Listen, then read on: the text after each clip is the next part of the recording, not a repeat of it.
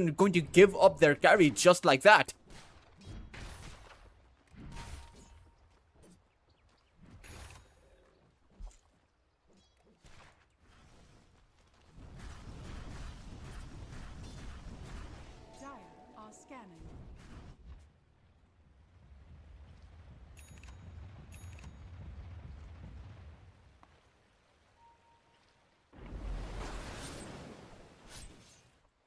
Meanwhile, Fortune Soul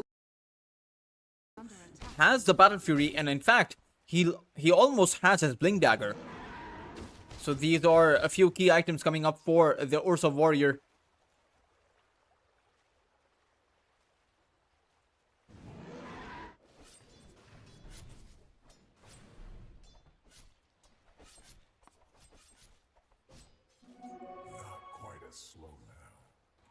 Meanwhile, YG, they're on the hunt with Zoran.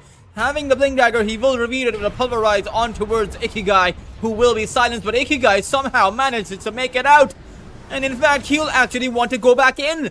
With the Bisque having the Mystic Flare, that's enough to take Zoran out, and Fortune Soul wants to continue on with the chase, but they realize they've gotten themselves the advantage with that kill. And for YG, they not only reveal their Blink Dagger, it is a lackluster debut because Zoran just died. Does seem like it's a bit troublesome because Roshan is also under siege and YG cannot respond. They have no answer to this because they don't have an offlaner, and even if they did, it would still have been a very difficult contest. I think just looking at the power spikes from both sides, it is going to be YACHE, who are just so much stronger than anything that YG can bring in this early to mid game.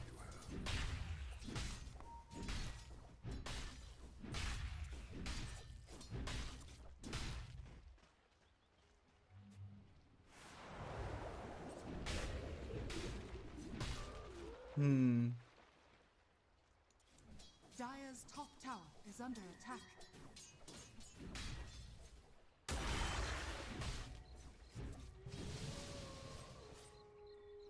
They will end up going back.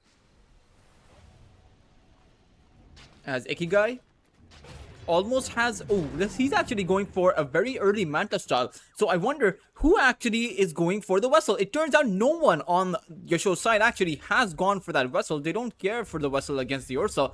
They should. Even the Vessel against the Morphling is actually pretty strong. But just because of the kind of game that Ikigai is having, I suppose he wants to disable that silence or even the root and a lot of these lockdown abilities coming in from YG. It's actually YACHE who have complete control of YG's jungle. And in fact, they want control of KSH. They will silence him and start things off. And Fortune Soul, having his claws on that Morphling, will be able to take him down. Tammy to end up with the kill. And for YACHE, they're going to be super pleased about that result, because Tammy can now just dish out as many Nether Blasts on this tower to be able to take it down. And they'll actually be able to grab up a tier 2 at the 16-minute mark. Well, 16:30 around. There is no glyph either, so this tower is, I think, confirmed to end up falling. Tammy has enough mana for about 2 Nether Blasts. Doesn't even need the second. Radiant's bottom tower has fallen. Dire's top tower is under attack.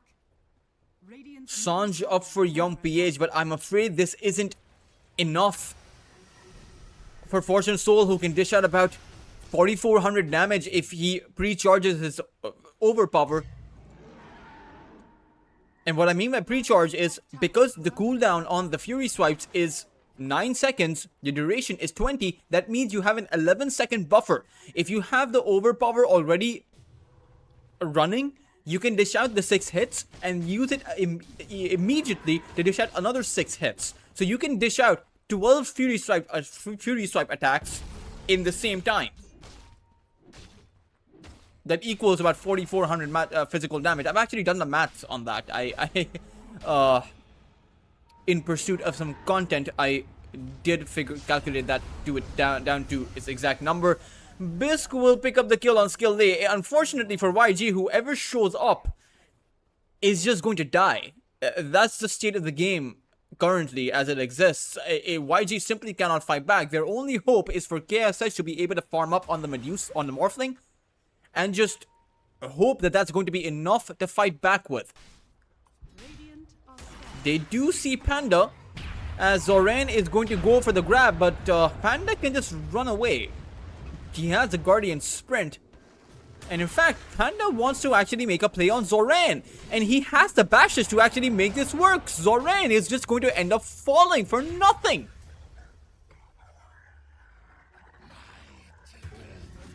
Even towards the mid side, Forev ends up going down. It does seem like it's a bit of a draft issue. And I'm not even suggesting that it's a bit of a draft issue. It just seems like a massive draft problem. There's no follow-up. Even if Young PH goes in with the Huskar, with the life break, there just is no follow-up. Well, not enough damage anyway to be able to do anything. And the problem is, best case scenario, you can take a single hero down, maybe even take 2 heroes down if you're lucky. But what then? Yeshua are going to still fight you. Because all they really need to fight you with is either their Slardar or their Ursa Warrior. With the Void Spirit creating a setup for them.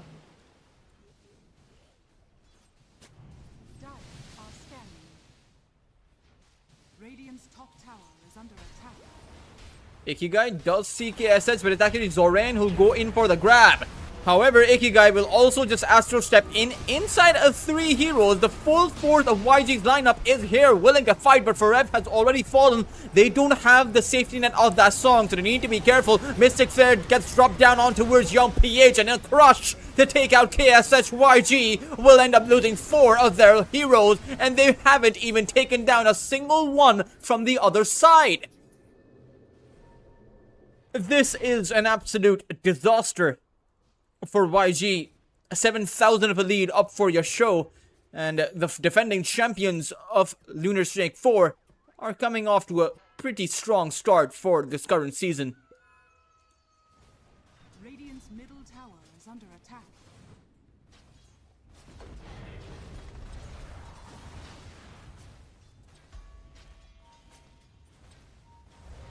Radiant's middle tower is under attack. Radiant structures are fortified. Glyph is going to come out as Zoran is going to go for a kill. It will be able to find it. It's a killing spree. It's not nothing, but it is just on a support. It doesn't do anything to disable Middle tower has fallen. Yasho's cores. The Ursa Warrior, who's just free farming at this point, he has a basher, will have a BKB up soon.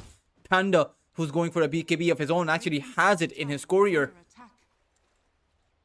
And Ikigai, who was off to a pretty rough start because he was faced up against an Ursa, has recovered completely. He has as much net worth as Young PH and KSH do. Speaking of KSH, looks like he wandered on right in front of Fortune Soul, but Fortune Soul, the bear, is not interested in the Morphling right now, as he is alone.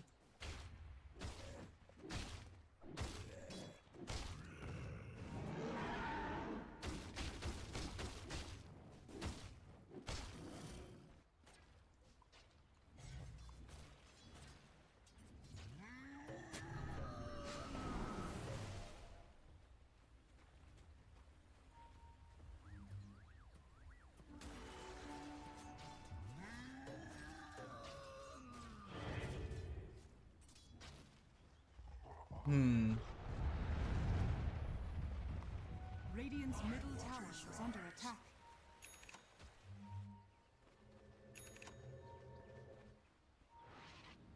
Skilly, unfortunately, is in a rough spot. That was... He just got dismembered there. But the real target is KSH. He does use his waveform, but in Punch, unfortunately, they'll just be able to get the jump on him. KSH will end up going down. And I'm not sure how much of a fight the YG still have left in them. This is just brutal to see. They only have about 1 tier 2 tower still standing. And you should just have to get through it. YG, I don't even think they can defend their outer tower. Forever does have a mechanism. He can restore about 250 health, but that's one Fury swipe. At this point, the Ursa does about 250 damage just with one hit. Well, we saw the mechanism being used there. I'm just not sure it did anything.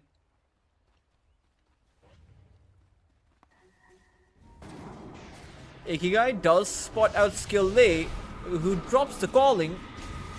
As so even Zoran's gonna go in. This could be a big kill if they can find it. They do. 1100 gold going the way of YG as you show in a bit of an overextension, or I would say overconfidence from Ikigai. He does end up losing his life. But Roshan is still under threat, and for YG, they're not actually making a move here, so this will be yet another Aegis that will go in the hands of Fortune Soul.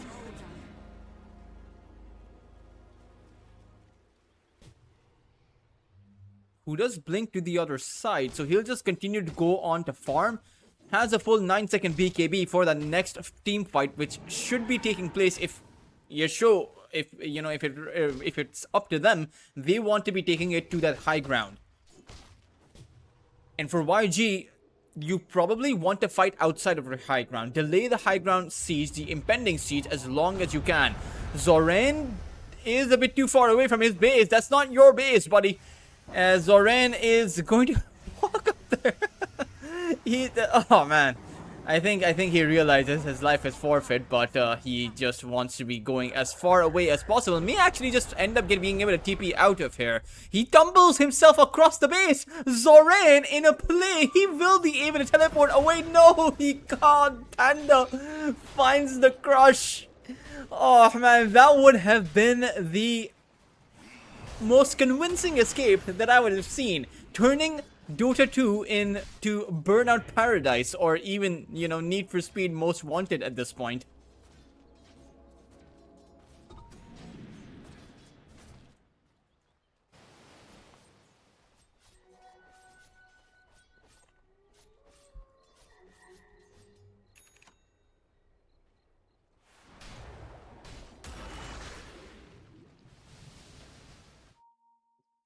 Zoran is going to pause the game.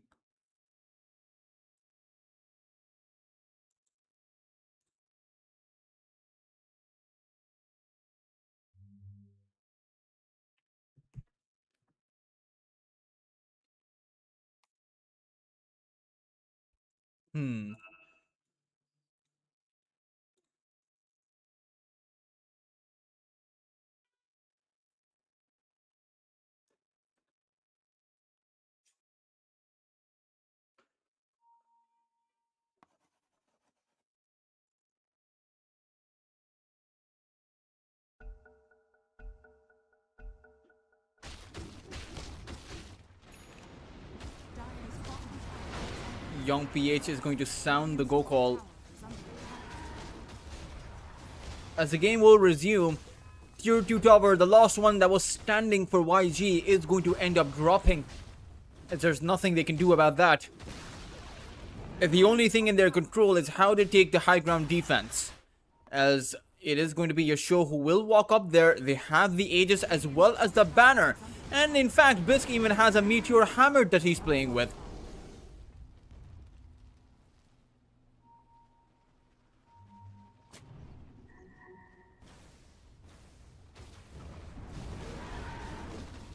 The only problem is you have to go in for the defense, or you have to try, but Panda is going to go in first. Young PH is going to end up losing his life, as that means that YG cannot return any firepower. Panda will just walk on back, as the tier 3 tower has been broken down, and the barracks, they're up for grabs. For you sure this is just quick and easy, or at least slow and steady. The complete opposite of quick and easy. But they're making it seem simple enough. I haven't seen YG. I really do think that this one came down to the draft. It just kind of seemed like they drafted themselves, in sometimes in an attempt to think outside the box, you leave the realm of possibility completely. Radiant's courier has been killed. Rest easy, Dire's child. bottom tower is under attack. Aghanim Scepter Manta style. Up for the Void Spirit.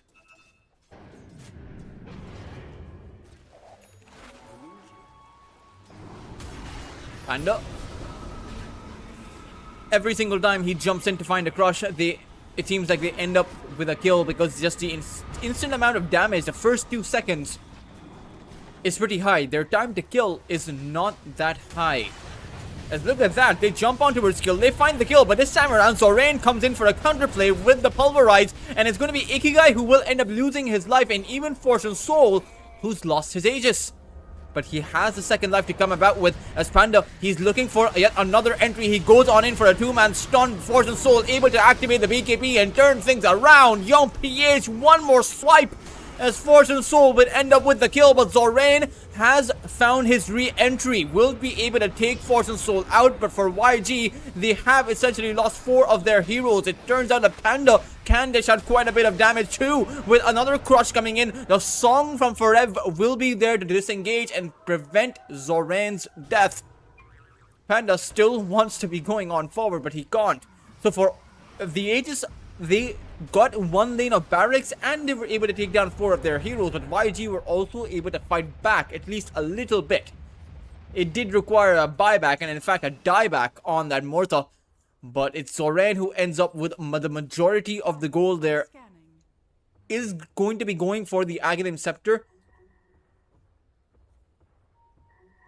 Unfortunately, the problem is, even with the Aghanim Scepter, it's still the basic fundamental question for this game in my mind has been the lack of follow-up, or where exactly is the follow-up supposed to come from. And the Aghanim Scepter does not answer it. Sure, you still have a lot more, you know, you increase your damage output, so you do have a bit more of a follow-up. But is it enough? Because KSH may have a butterfly, but this doesn't help him dish out that, you know, insane amount of damage that, say, the Fury Stripes do, or a Daedalus would. Radiant are scanning. Radiant are scanning. Arms for my quest.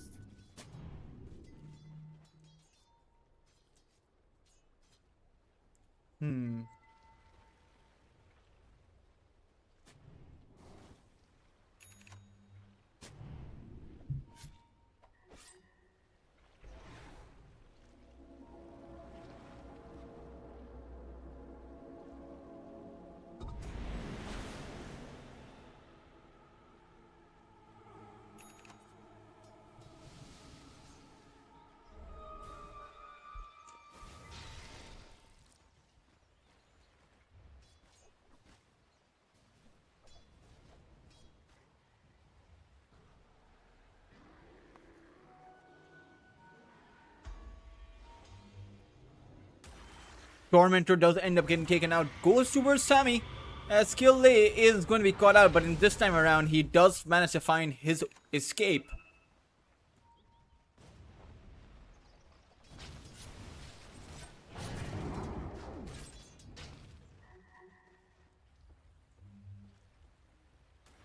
YG. Inside of Smoke of Deceit.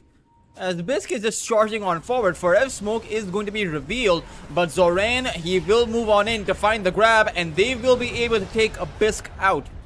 The question is, will Yasho actually go in for a fight despite of that fact? They know that the Naga Siren song is up, so this could be dangerous, but it turns out they want to go in. Skillay immediately comes out, or rather, it's going to be Forev who immediately comes out with the song. Will cause them to disengage, but it's Fortune Soul who might want to charge on in. In fact, it's Ikigai who does grab Forev up, and one crush will end out the Naga Siren's life. Ikigai silenced down over here and will fall to KSH who waveforms in, and even the grab on Fortune Soul might just be enough. Fortune Soul is brought incredibly low, and in the end, he will end up going down. It's going to be YG who are able to fight back. Radiant's middle tower is under attack. Well, turns out you don't need much follow-up if the other side overextends massively. They did not have their Skywrath Mage, they did not have their Solar Crest, or the Ancient Seal, or the Mystic Flare. A lot of their in fact, I would say 90% of their magical damage comes from the Skywrath. Even if he's just a support, you need everyone to pull in together. Particularly as you're in, you know, that final point where you're right outside of the tier 3s. This may have given YG a new lease on life here, as YACHE has his own BKB, has a Hurricane Pike too, so he can not only survive, but he can maneuver around. All the meanwhile, KSH has that BKB up, a full 9-second BKB, and things have gotten much harder, much more difficult for YACHE.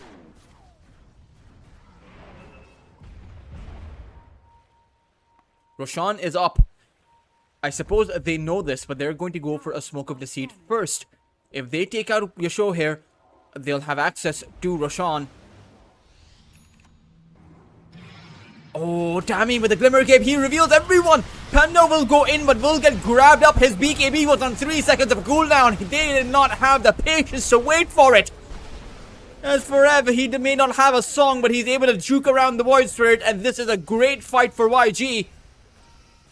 As Panda's down for 70 seconds means that they can just go inside of that Roshan pit, secure themselves that third Aegis, which comes with the cheese, as well as the banner and the refresher shard.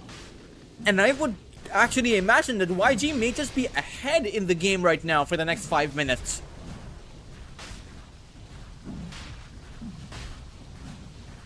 This might just be... It's actually very difficult for the side of YACHE to contest these next 5 minutes. Is under attack. Radiant's Impatience has cost them quite a bit here.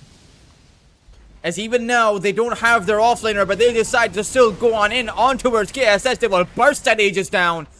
He's going to be on his second life now. A great entry being found by YACHE. It did seem like YG really were not expecting that one, as without the Aegis, they do, you know, the other side does mitigate a lot of the advantage that YG had.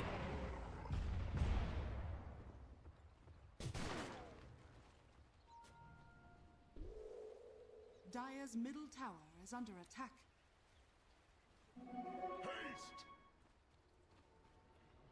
Only a 5,000 net worth advantage.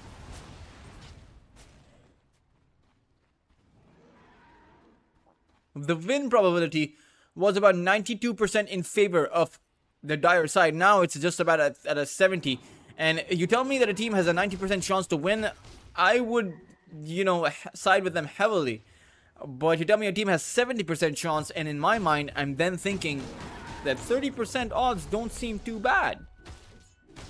For a team that was so far behind, now it's a team that has a carry who's about to become 6-starred, a Morphling carry, by the way, who is much stronger than the Ursa Warrior in that late game.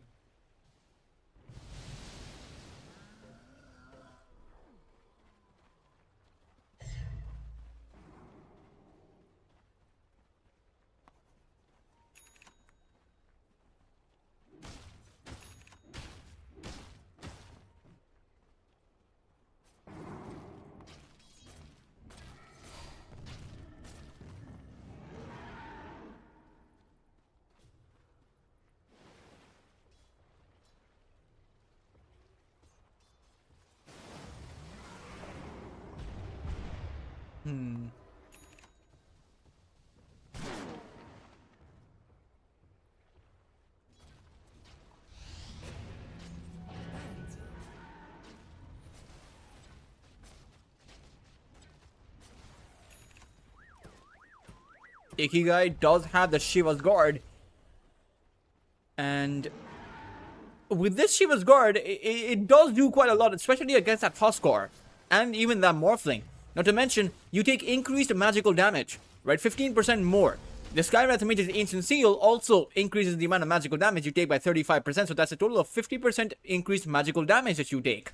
Sure, at this point of the game, the Ancient Seal is most likely, and even the Shiva's Guard is most likely just going to be dispelled away, but there aren't too many heroes that can do that from the other side.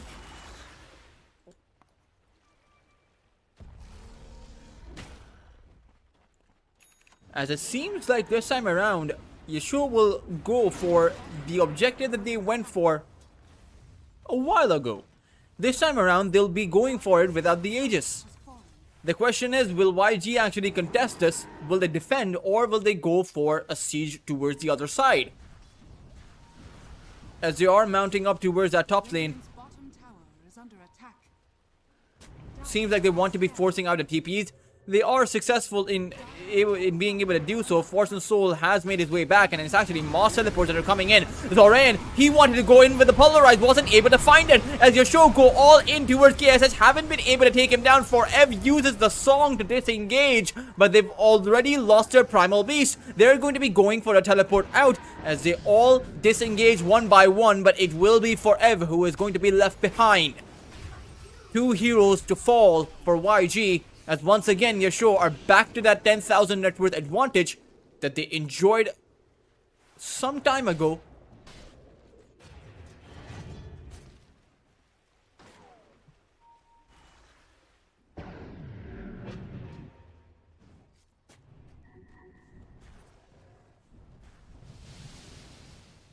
Dire are scanning.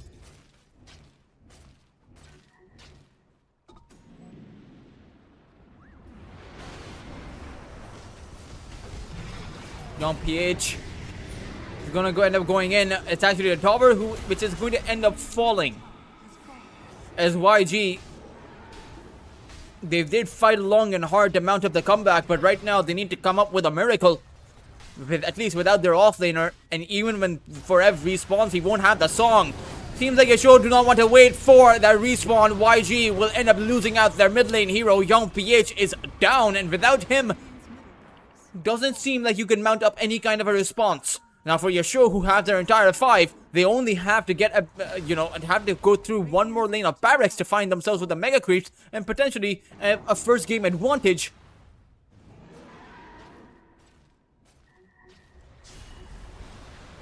They're on the tier 3s.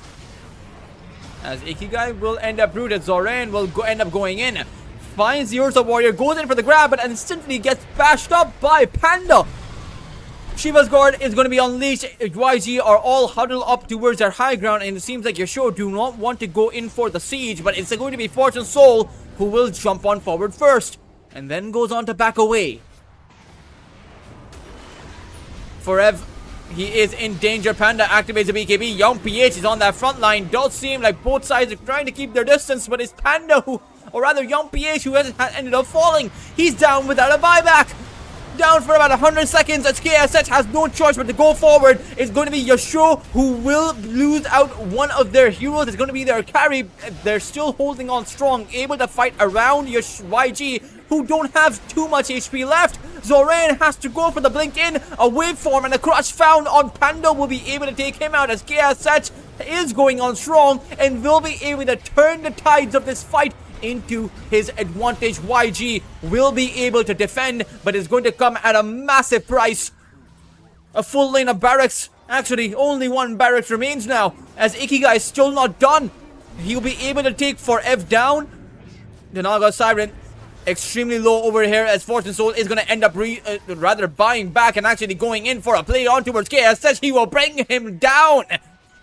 And without the Morphling having a buyback, it does seem like Yasuo will end up with Mega Crease, potentially even being able to find the first game win as the throne is fully exposed. Radiant's ancient is under The buybacks, rather one buyback is going to come in from the Mortar, but Young PH is going to call it. GG is called, and YG will lose game number 1 against Yasuo, the former Mongol squad, who are now up 1 game in this best of 3.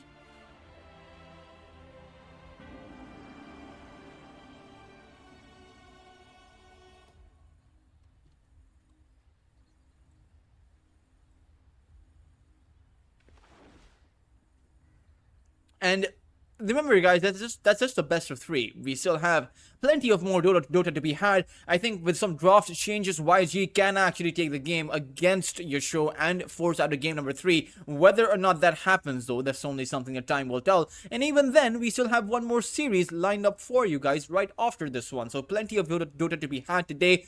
Do make sure to tune on in. Don't go anywhere. We will be right back for that second game in this first best of 3 between YG and YACHE right after a short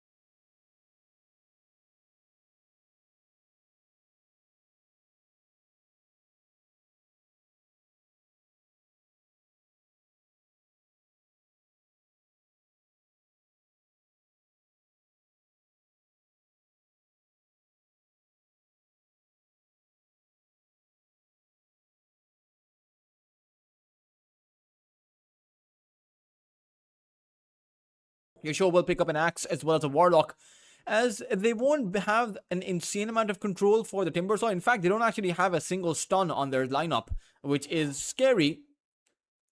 I am not counting the Warlock's Chaotic Offering as a stun, at least as far as the laning phase goes, but it is a decent stun in that, once you hit your 6 and in that mid to late game, because it's an AoE BKB piercing stun. So it is pretty good. I'm just not sure a single 1 second, or rather it's a barely a 1 second stun, if that's going to be enough to hold YG in. Now they do have the Berserker's Call, which even if it's not a stun, is some amount of control, and with the Berserker's Call, they're adding in the follow-up of that Mystic Flare from Bisk.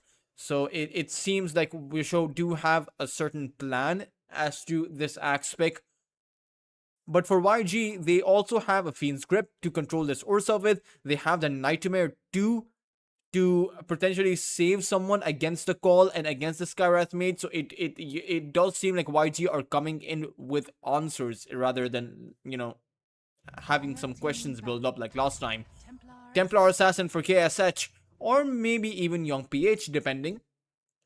I will say the Templar Assassin, I've seen a lot of the Templar Assassin versus the Axe. It does seem like while Templar Assassin does pretty well in the lane, tends to suffer against the Axe later on once you have the Blink Dagger and the Blade Mail. Because one Berserker's Call and Templar Assassin, and her refraction charges should end up melting, because the counter helix will be one proc of one instance of damage, the auto attacks from the axe will be the other, and then you have the Skywrath Mage through the Mystic Flare. You burst down all of the refraction charges in less than a second.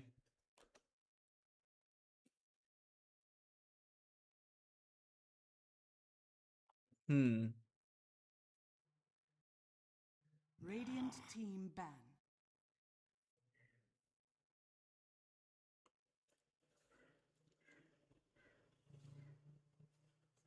Yasho now, or rather, it's both of these two teams who had to figure out the last 4 bans. Monkey, apart from the Monkey King, Queen of Pain will be the ban from Yasho, as they expect this to be a KSH Templar Assassin rather than the Templar Assassin being on the mid lane. And if they want to counter out, okay, a Spirit ban does come out. That's what I was thinking. Not too many Spirits have been banned out. The Void and the Storm Spirit are still up for grabs. For YG, who are they going to go for, is the big question.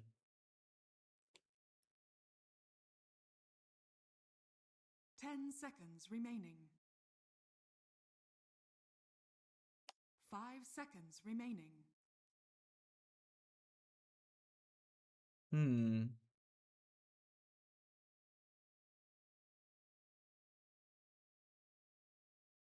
Dire team Viper is actually going to be banned. Is that a Huskar? No, it's actually going to be a Shadow Fiend.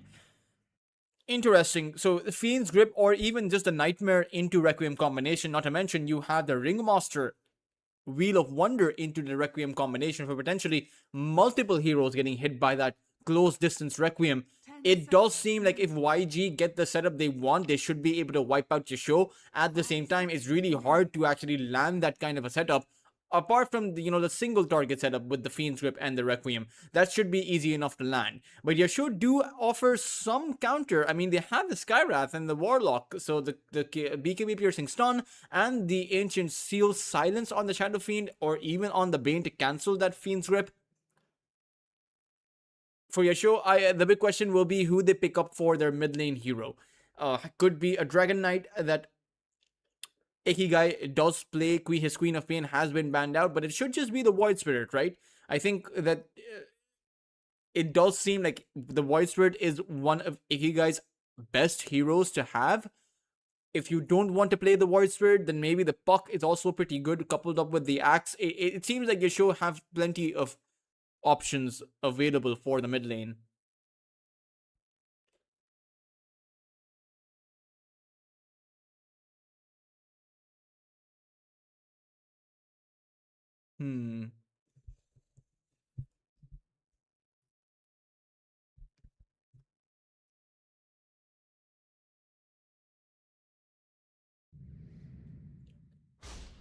Ooh, that is something that I really was not expecting. A Sand King actually comes out. Ikigai will be playing a melee hero against a Shadow Fiend.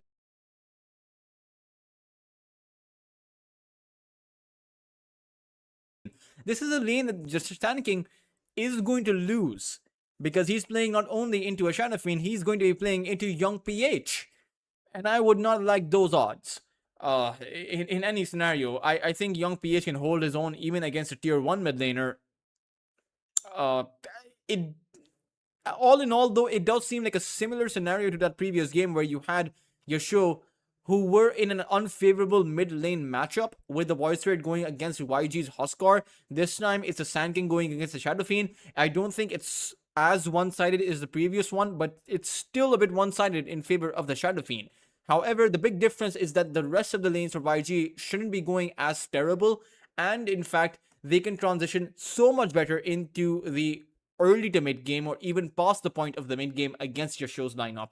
I do think that there's a real possibility of a third game happening between these two because Yasho are going to have a difficult time doing what they did to YG in that game number 1, or actually repeating what they did to YG in that game number 1. Let's see though, because that's only something that time will tell. It does depend on how you play the laning phase and how you transition to the early to mid game.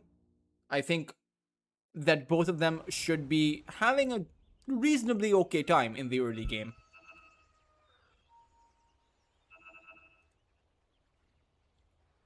Prepare for battle.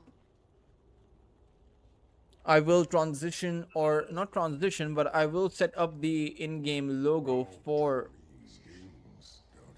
you guys. There we go. Hopefully you see it on your screens now. Young PH throws out the half funds, and Bisk will reciprocate. So will Tammy.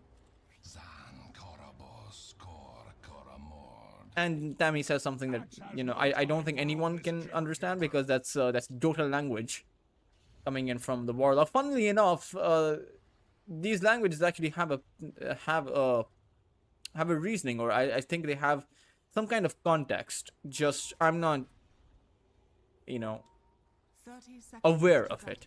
But it does exist for anyone who wants to, go all Sherlock into what the Warlock's voice lines suggest, or the different languages used by the different heroes.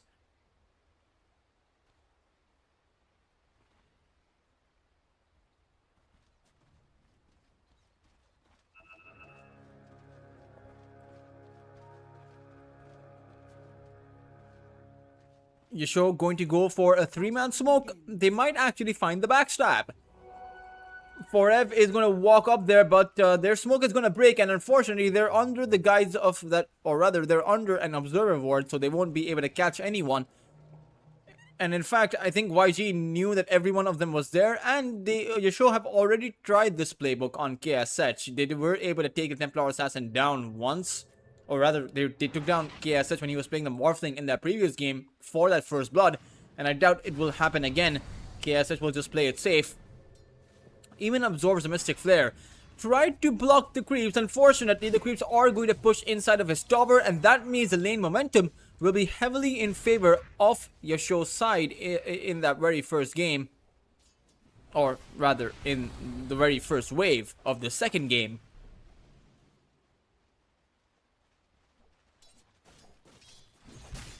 But as far as the overall lane goes, I think that both sides should be having a good enough time.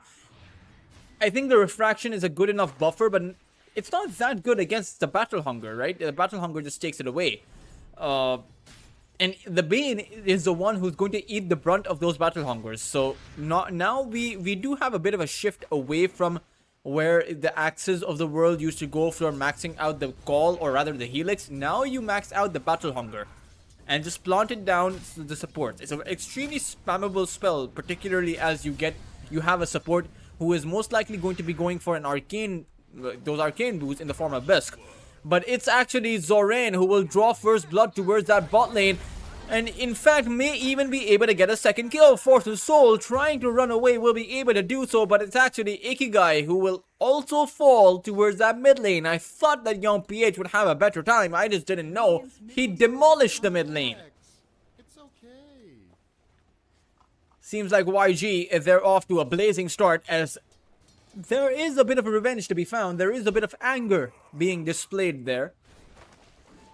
I would be angry too. I just wouldn't have as much skill as these guys to be able to do anything about it.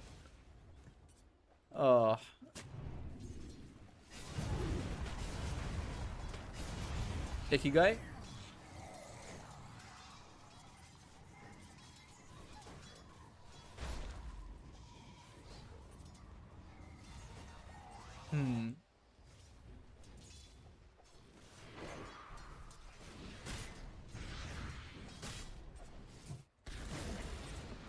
Zoran getting pushed out completely from his lane.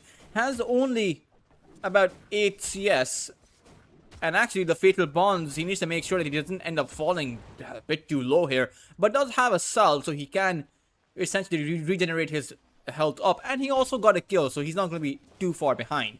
Sure, he's going to be missing out on an entire creep wave, but that's still okay. Fortune Soul has the boots, so Skill Day does not, so he might actually end up falling. He has the Whiplash, but I think Fortune Soul will just continue to charge on forward. We'll be able to find him with the kill.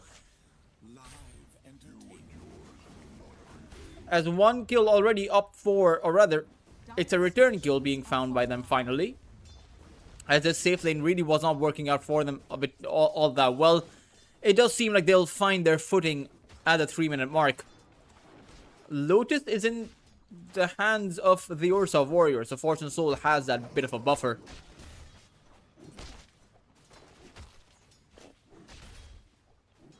Mid lane continuing to go well for Young PH. Ikigai just zoned out completely.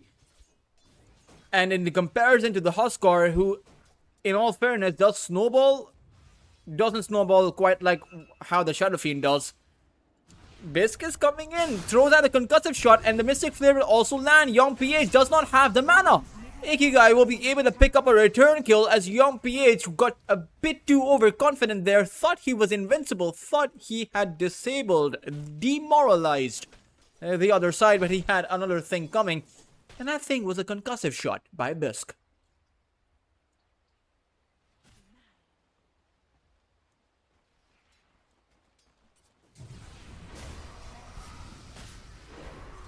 Still though, it's going to take a lot more than just that to be able to disable the Shadow Fiend. What they found was a return kill. That wasn't a tempo kill. That wasn't them trying to build up an advantage.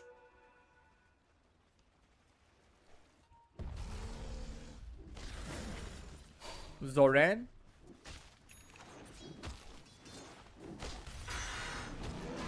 Needs to be careful because Fortune Soul could just swipe him down. Does not have the Earthshock, but he has the Phase Boot at the ready. It's a bit of a contrast to that previous game where Fortune Soul ended up going for the power treads as Young PH finds another kill on Ikigai. That is what you call a tempo kill because he's playing to build up the advantage. He's not playing to find a comeback.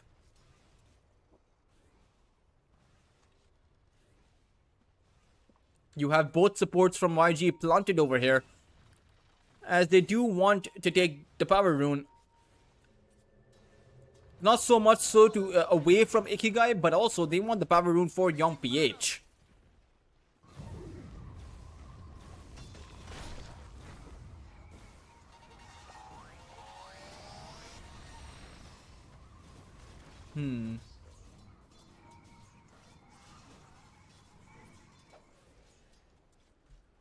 Bisk is trying to secure the rune for himself, but instead he'll just end up getting hit by the Nightmare.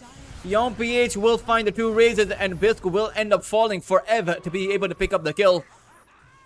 And Young PH instantly pops the invisibility.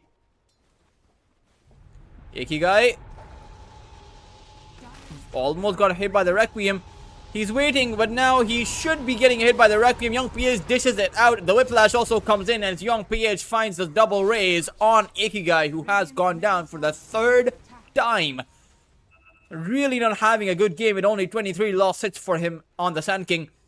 However, Zoran on the bot lane isn't exactly having a good time either. He's going to get hit by the concussive shot. Does go Timber Chain back, but Fortune Soul has him in his claws. Another Timber Chain backwards as the teleports are coming in from Young PH. He finds the first raise, has another on towards Tammy, who will fall first. Fortune Soul doesn't have enough mana, and they will have to abandon this play, also give up the Shrine of Wisdom, which wasn't really theirs to begin with. YG will be able to secure it from their side, as it will be Panda who will pick up the Shrine of Wisdom towards that top lane. This will hurt Yasho's supports, as Bisque is only level 3 and Tammy is only level 4. Meanwhile, okay, so Forev and the Ringmaster, Forev and Skill, they are also just level 4, so it's not a great advantage towards either support.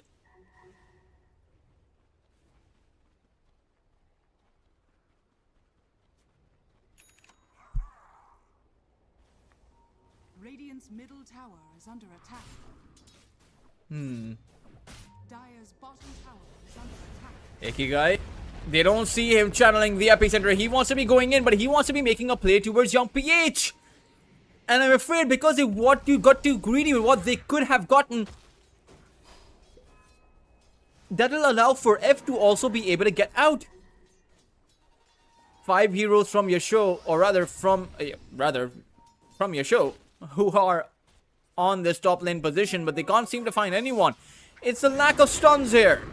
Fortune Soul activates that Enrage, but will get hit by that.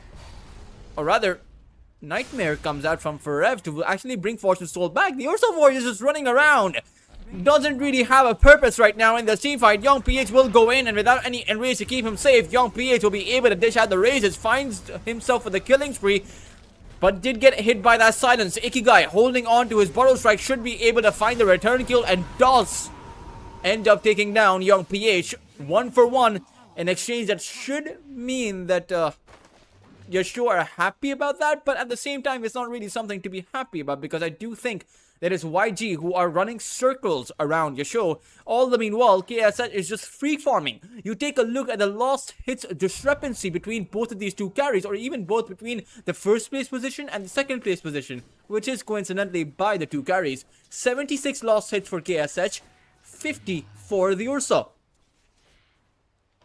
So KSH essentially has 25 creep waves. Each creep wave has 4 creeps in them. So KSH actually has 6 creep waves of an advantage over the Ursa Warrior. When we take a look at the net worth and see what this means, it's a near 700 net worth advantage for KSH, and even Young PH is at that second place position.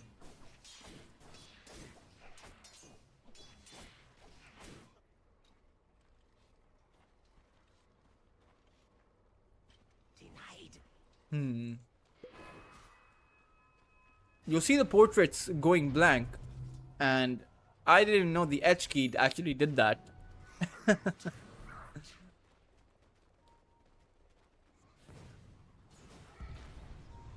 Panda does have his Helm of the Dominator.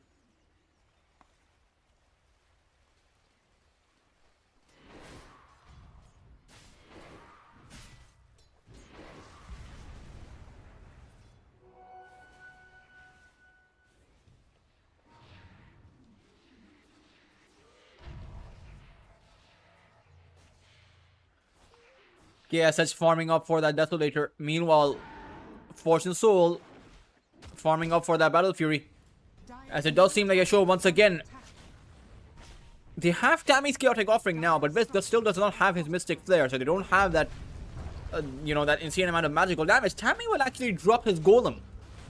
Will bring it into the realm here, as they want to secure the tier 1 tower with this Golem. They just want to push back at YG. Disable them from contesting this tower. As a Nightmare does come out, Young PH channeling his Requiem, throws it out. Fiend's Grip found on Ikigai. They will be able to bring down the Sand King. It will be at the cost of a tier 1 tower, and I'm not too sure who comes out ahead there. But I do think that YG will be happy enough about that, because at the very least, if we're going to lose a tower, at least like this, they're able to mitigate the loss.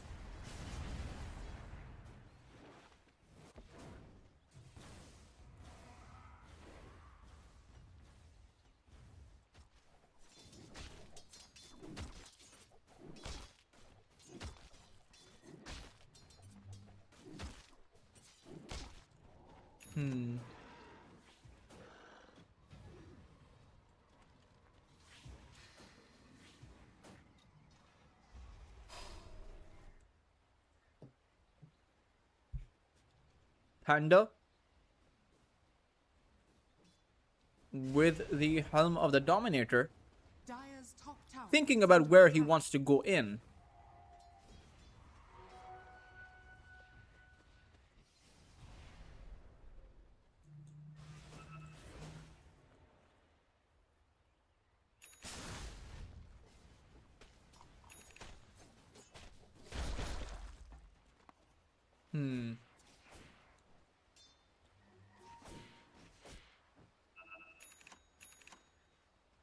KSH almost has his Desolator, as it is a 3000 net worth advantage for YG, and you can't really take that away right now. You need farm on your Ursa Warrior. You also need your Blink Dagger up for Ikigai, who is about 800 gold away from it. Not to mention, you need Panda to have something other than a Dominator right now. He's going to be struggling, or rather taking away a lot of resources from his team, because he wants to be able to get that Blade Mail as well as his Blink Dagger to be able to make space.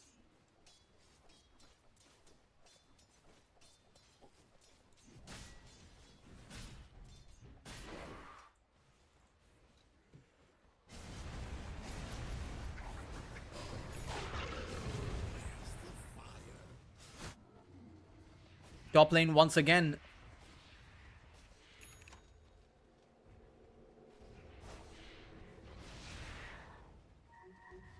Dire's bottom tower is under attack.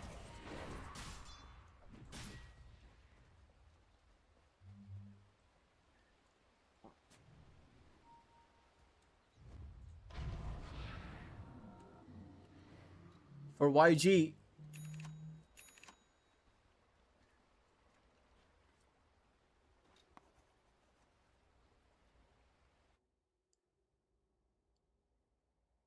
I think I can handle it.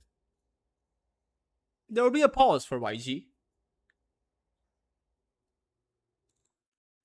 Blink Dagger's still on the, it's on the horizon. I feel like for a lot of these heroes, it's been on the horizon. They're on a boat. They see, if you guys have seen Sinbad, it was a movie that came out. I actually don't know how long ago it came out. I'll actually Google it. It came out in 2003.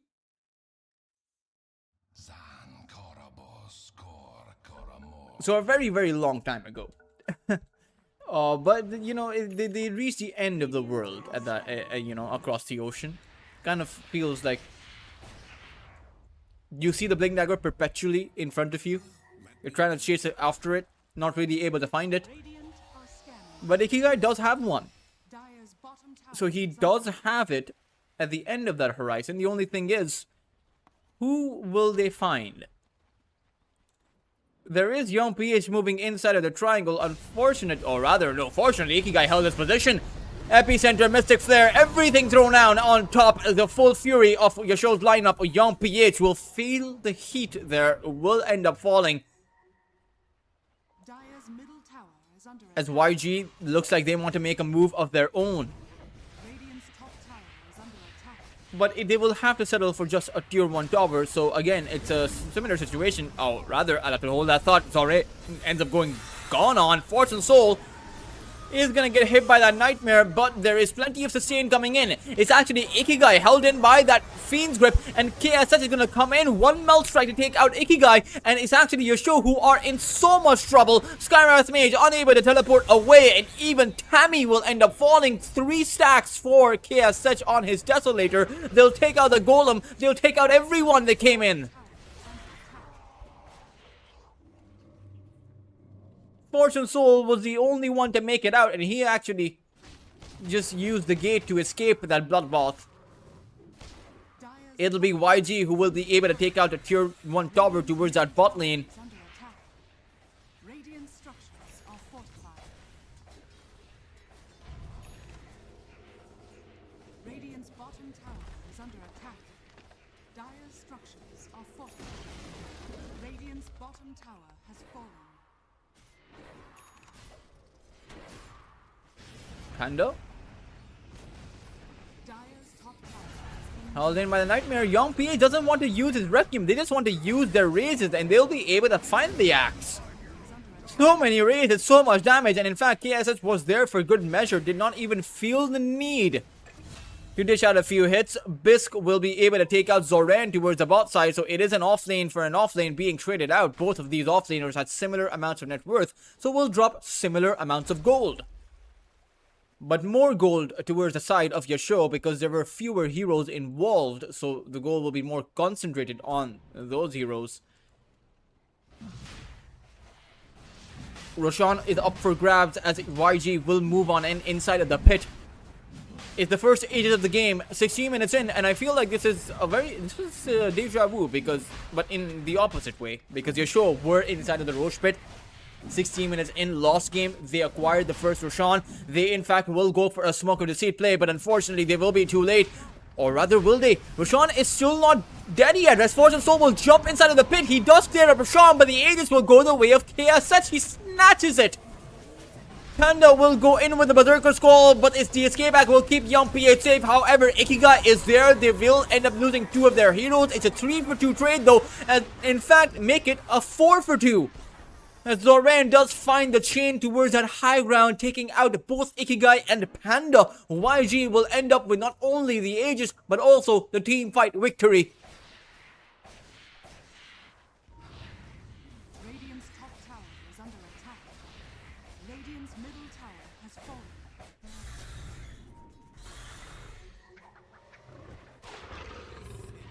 Radiant's middle tower is under attack.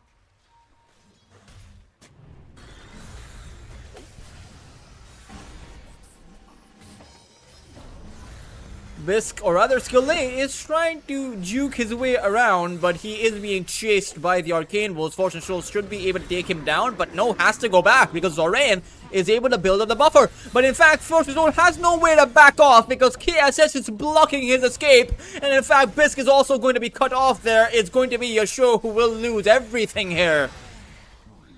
Killing spree up for Zoran. As Skillay even finds Bisk, it does seem like YG off with this 10,000 lead of an advantage they've built up, should be able, or rather, by all the metrics, they are favored to be able to force out a game number 3 against YACHE.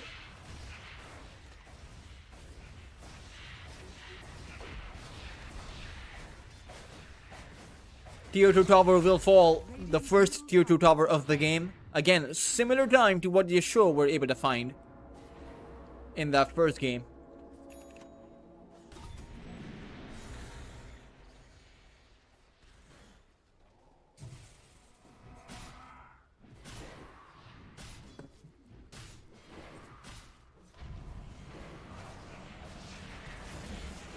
A full duration Fiend's Grip on Panda will be his end.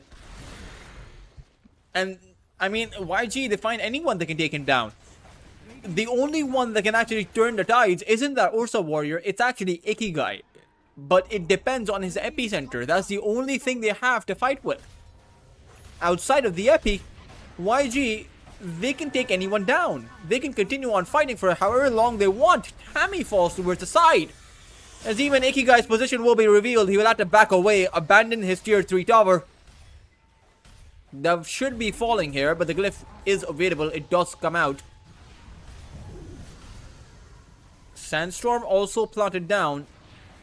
It's a Sandblast facet, so it does give the blinding debuff. So you do miss some auto attacks while you're inside of the Sandstorm, but KSH, he has the Hurricane Pike, so enough range to be able to stand outside of the Sandstorm.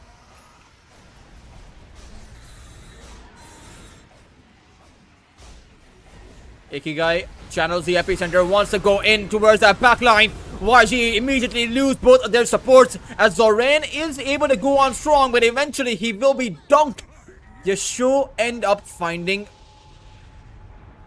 the comeback, or I wouldn't say it's an exact comeback, but they do end up pushing out YG. And they buy time for the Aegis to expire. It's just down to about 1 minute right now. KSH?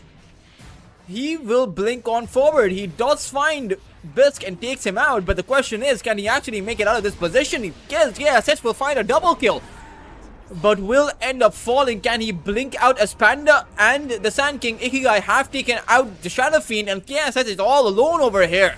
Fortune Soul will end up falling. KSH with a triple kill, but I feel like the bandit has gone for as long as he can. He should end up dropping here as they try to chase against him, but KSL just blinks towards the other side. Takes out Panda instead. He ends up with an ultra kill. As YACHE, What the heck was that? KSH just outplaying everyone from your show one by one, making it look super simple. And I really thought that Ikigai would have been able to take him out, but just, I suppose, didn't have the catch. I don't know where Panda got held up. He should have made a play towards KSH with his Sand King.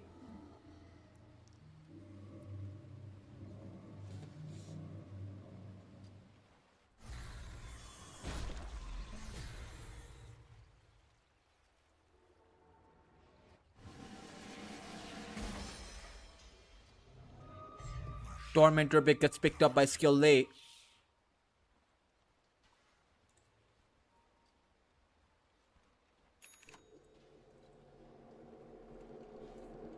There's a full Daedalus up for the Templar Assassin.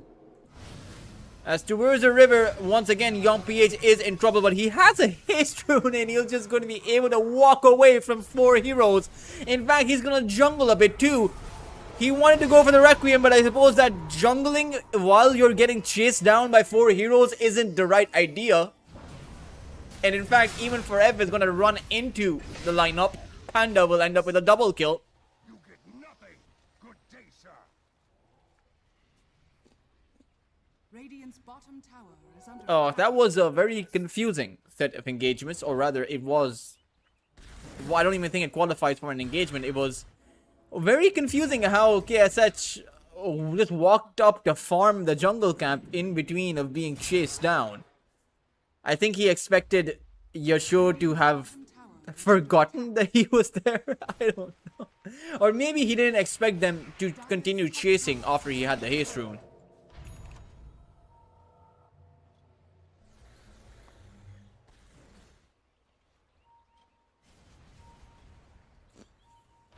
Still though, for YG, the big question is, how are they going to be able to take down the barracks? Fortune Soul now has the full 9-second BKB, and they have the epicenter at the ready. They will actually make a play on KSH. The escape act does buy some amount of time, and the Wheel Wonder comes out, so does the Requiem. But Fortune Soul able to activate the Enrage, unfortunately has to back away. KSH able to dish out the hits, but can't actually close out a kill. Panda has fallen though, and they have lost their strong tanky offlaner. That means they will be defenseless against this aggression and will lose the Warlock too. Radiant's bottom tower is under attack. Even might lose the Sand King here, if I'm being honest. He has nowhere to go, no escape, no hope for Ikigai.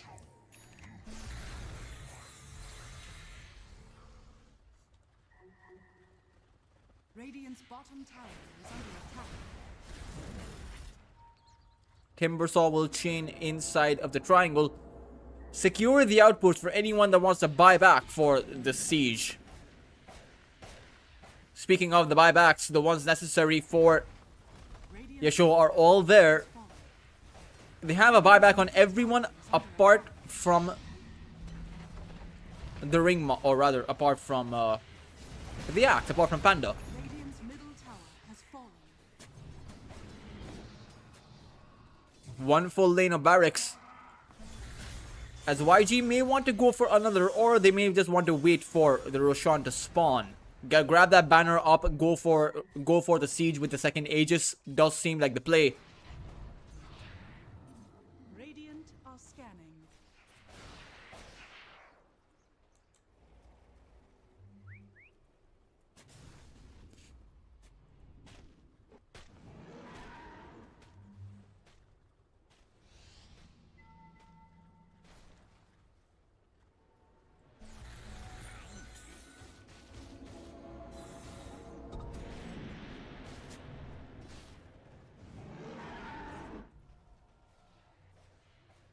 Dire are scanning.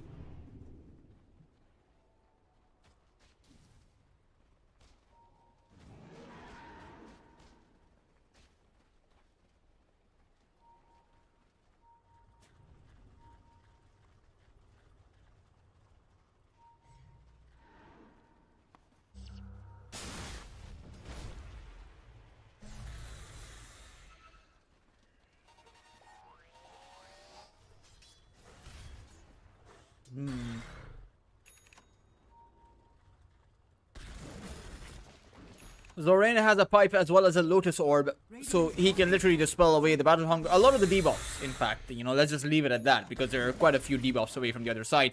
I think the most important one will be the Ancient Seal by Abyss. Just disable the cancel out the silence. Allow your heroes to reposition. As YG, they go for a smoke. Seems like they know exactly where to head into.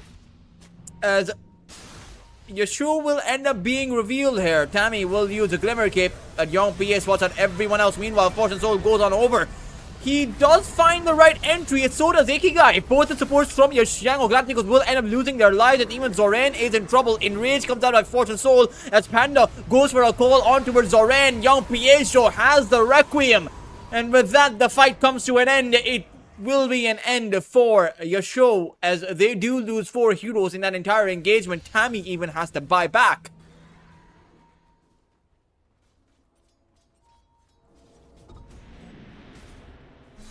Seems like it's not enough of a win for YG to go for the Raxus. They want to go in for the Roshan.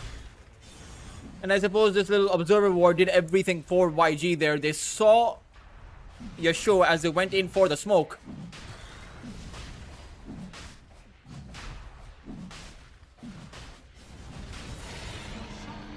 Roshan will fall. Aegis will be picked up by KSH.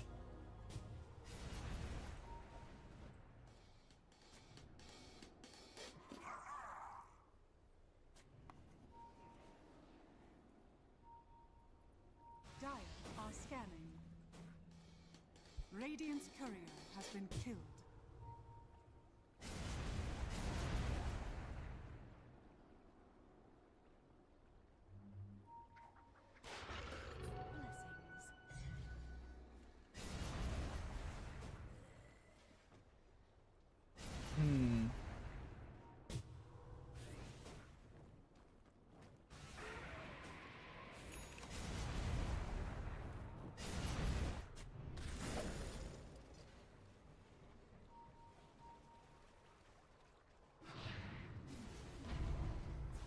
Radiant's bottom tower is under attack. Radiant's bottom tower has fallen.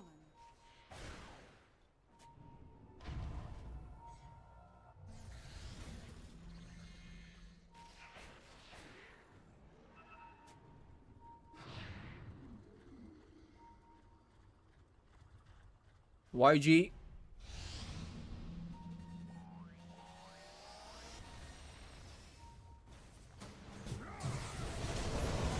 Their carry is going to be caught out. KSH will end up losing his Aegis, but it's actually Yum PH who just jumps on forward to the high ground for a Requiem.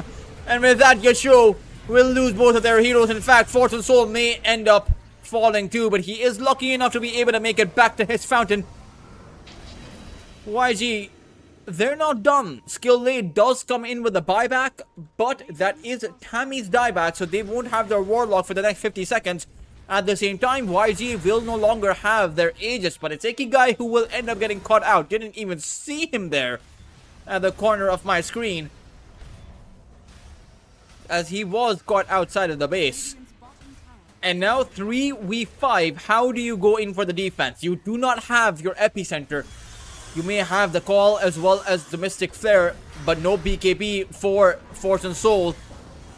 This could be perhaps the last fight that they take, but even then the last fight will be taken away from them, as the axe will fall. Ikigai to come in with the buyback, but he has no epicenter. In fact, he has no more life. GG will be called by Bisk, as Yango Galacticos will dominate Yasuo in return of the brutal domination they faced in game number 1.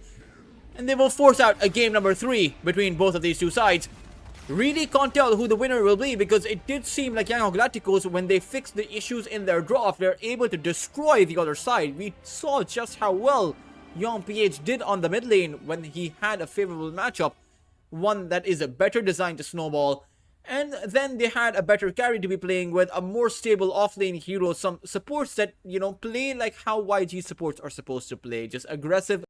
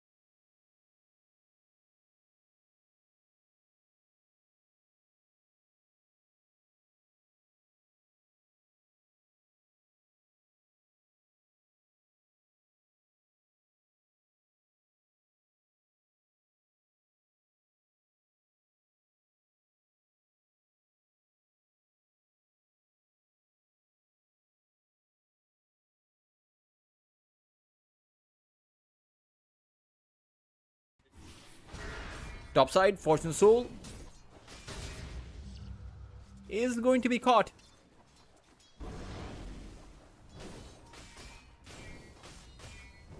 Radiant's courier has been killed. At the same time, does seem like it's a bit of a passive early game here in contrast to the first two games that we had, where both sides were playing really aggressive. YACHE needs to be careful.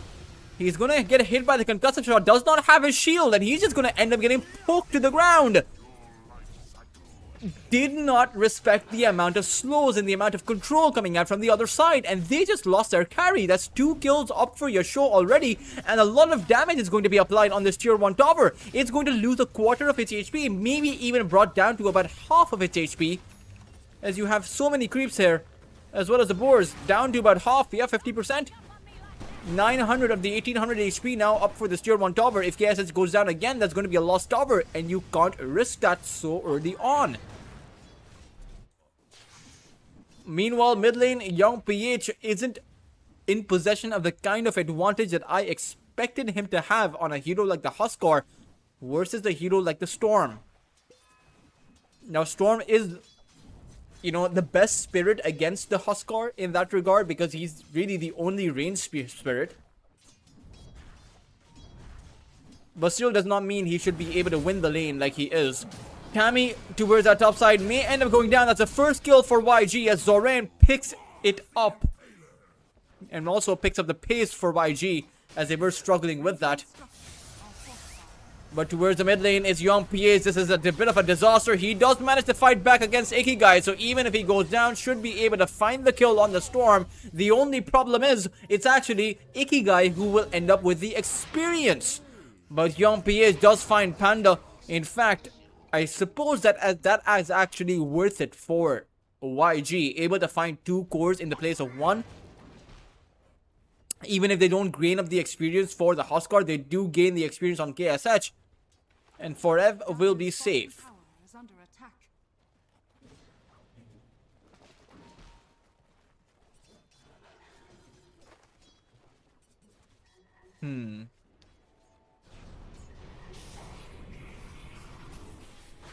Mid lane once again, Ikigai, who is not level 6, is going to be end up going down. And that is in fact a great kill to be found. This time around, young PH will end up with the experience, will have the life break up now, so this Storm Spirit just has to go to the jungle. In fact, he doesn't really have a choice, because even when he respawns, his teleport scroll will be on cooldown for the next 50 seconds. So he's going to be forced to go to the jungle. But he'll actually have to be a bit careful with that, because there is an observer ward in his own jungle. And skill A is going to look towards Radiant are scanning. just being an absolute menace against the Storm. What is he doing? He has the invisibility rune. He'll see Ikigai actually as he walks right on out. This is some next level mind game. Some next level awareness. I mean, now it doesn't take a genius to figure out the Storm would come from the mid lane, but he is going to delay his level 6 for as long as is possible. Oh no, Ikigai's still not level 6, and young PH is gonna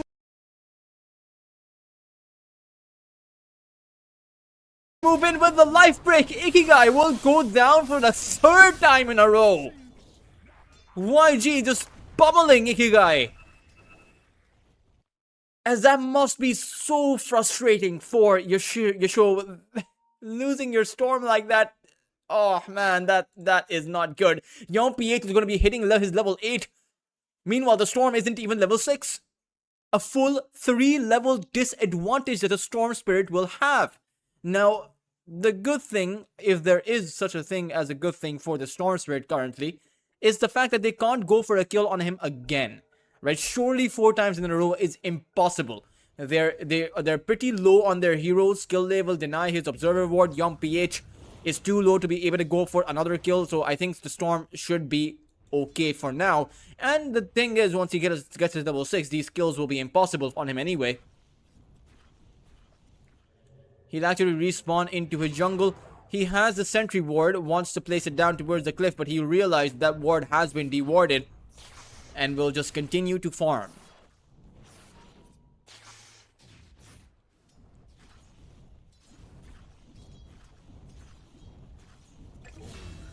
Oh no, that is...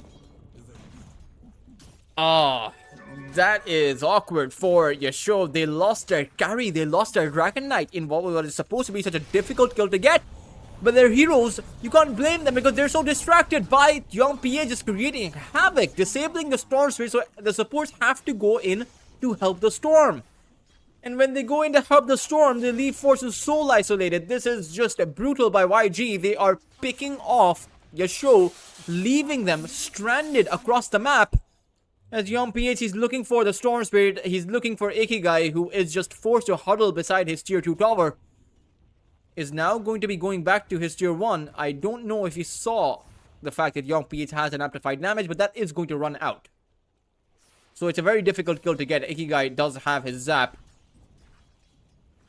As to where's that top side, it's actually Fortune Soul in his dragon form. It's Forev who is in a bit of trouble. No, it's actually Fortune Soul who is being run down by KSH. They have the vision advantage on top of him. Zoran misses his spear, but they will still go in for the chase. I am pretty sure if the cookie isn't going to land either. None of these spells are landing, but they do find the rebuke. They do find the slow on Fortune Soul, as it seems like he has reached the end of his little run there. Will end up going down, but so too does YACHE towards the mid lane. As he was playing so aggressive, all Panda had to do was come in for a roar, while the rest of YG, quite literally the rest of them, all 4 of them, were distracted towards that top side. It is an even exchange, but this is an exchange that I believe very heavily favors YACHE, because they're able to alleviate so much pressure away from Ikigai. Now sure, it comes at the cost of their carry, so it's a very expensive distraction, but it is still an effective one nonetheless. Taking a look at the net worth, and the result of this entire chaotic early game has just been the fact that the beast monster has been free farming. Panda is at the very top of the net worth chart, sharing that top place position with the Huskar, of course, as that is to be expected. Who YACHE has an armlet, but Bisk does have the Mystic Flare. The only question is, do they have enough damage? They want to go in on towards YACHE. The silence is there. The Mystic Flare comes out, but YACHE is still be able to go on strong. Is able to toggle the armlet as Zoran comes in with the arena towards that backline, catching both the supports here, as the Bisk will not be able to teleport on away. They will end up losing both of their supports and a tier 1 tower, as YACHE has the armlet as well as the aphotic shield, so it's impossible to contest this right now.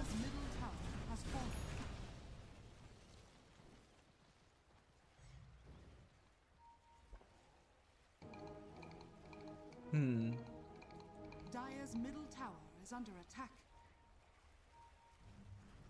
Bow to your lord.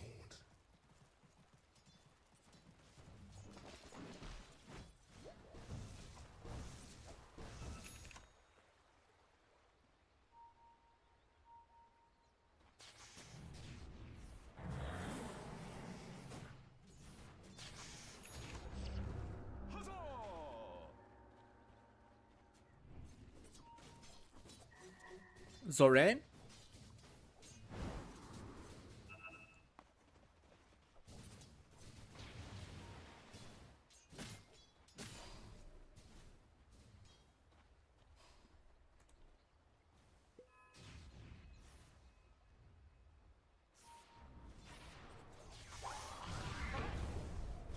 Mystic Flare at the ready.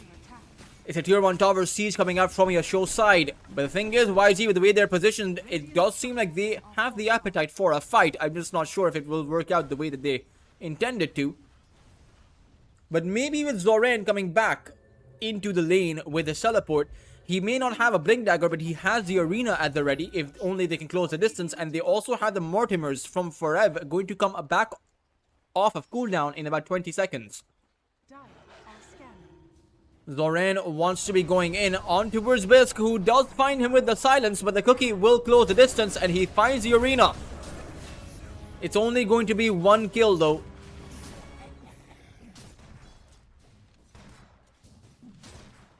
So it's not, you know, it's not too significant, but it is still significant.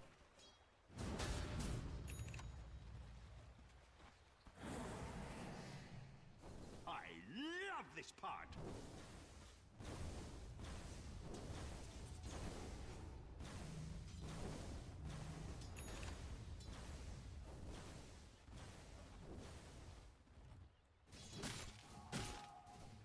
Panda continuing to farm for his Helm of the Overlord. Meanwhile, Fortune Soul has the Mask of Madness as well as his armlet that's flying out. So maybe Fortune Soul joins his team in fighting.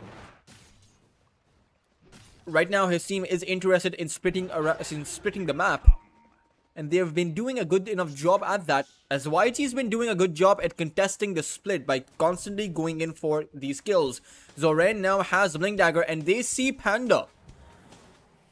As well as Whisk, Zoran will go in with the skewer. YACHE will go in with the life break. And with the Mortimers, that will mean the end for Panda.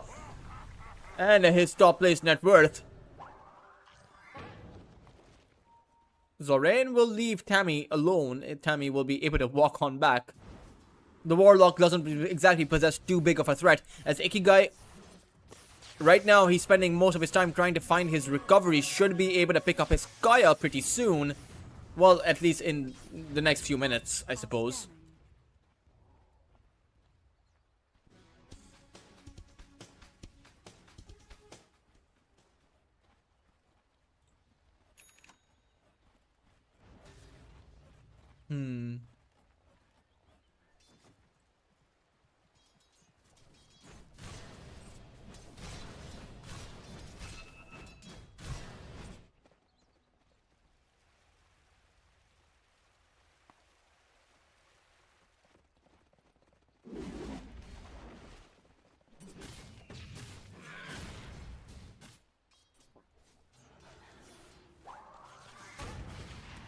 Ikigai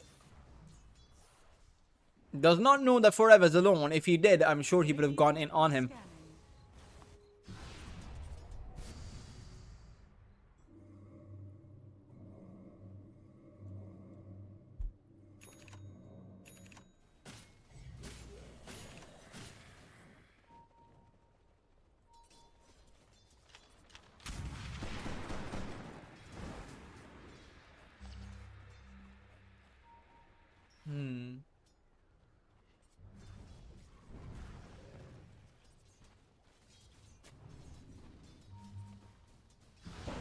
Skilly to get hit by that silence. So Skilly at the very least should end up dropping. But YACHE, he's gonna actually end up going back. But instead he'll just end up getting roared. Skilly will give out the disruption to YACHE, who'll be able to keep himself alive. Will be able to dish out quite a lot of burning spears on towards Panda. But in the end, YACHE will end up going down. Zoran though will end up coming in to find that arena as well as a skewer on towards the best. It's a long range zap by being made by Ikigai, but he wasn't able to disable the Mortimers in time.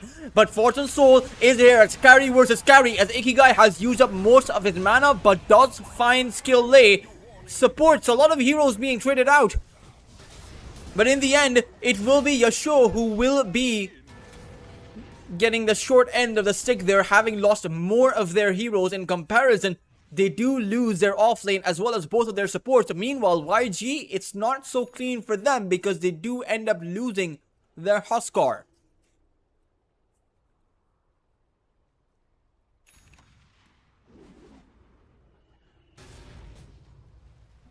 Haste.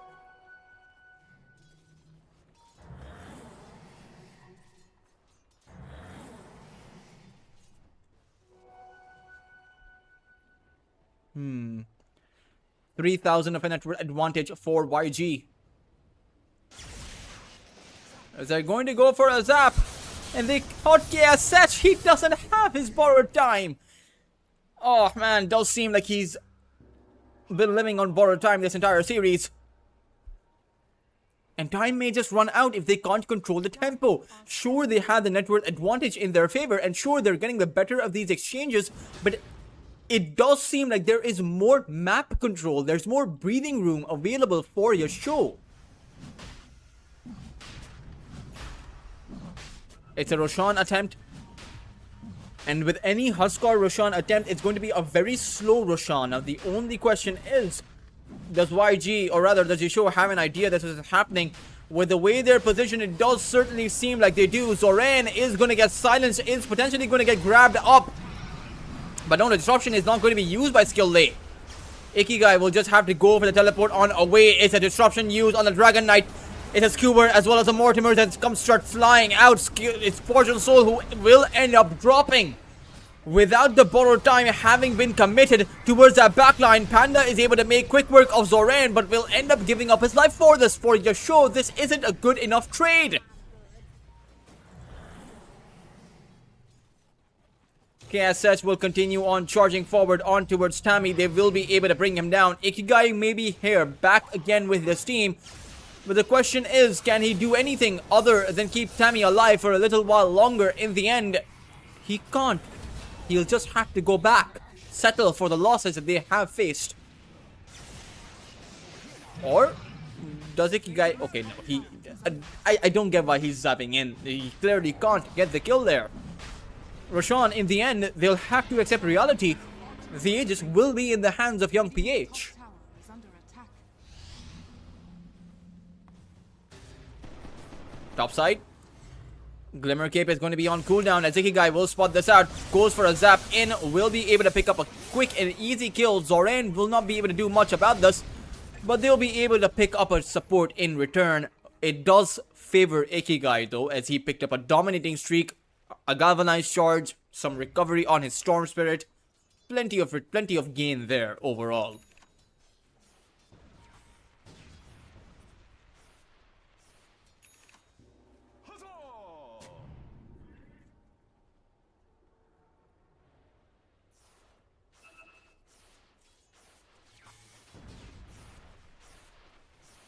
Dire's top tower is under attack. Tier 2 tower, Are fortified. not exactly at the 16-minute mark as we have been used to in the series. It's going to be at the 20-minute mark where they make their siege. Dire's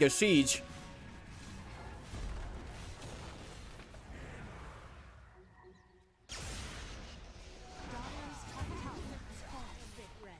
For Ev is going to end up falling.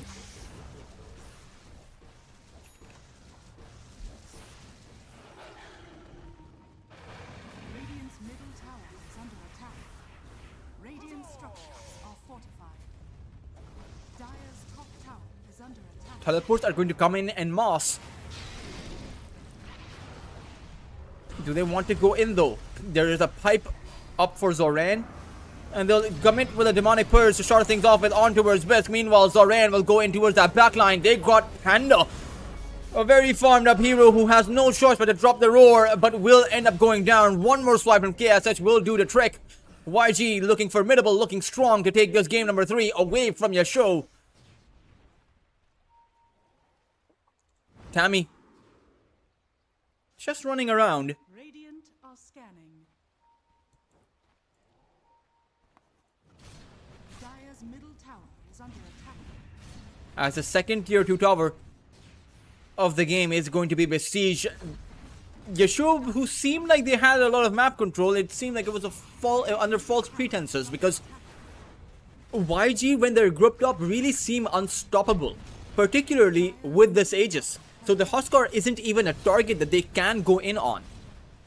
Tammy eventually gets caught out over the side. This observer ward, I don't know why it was placed there several minutes ago, but it's there.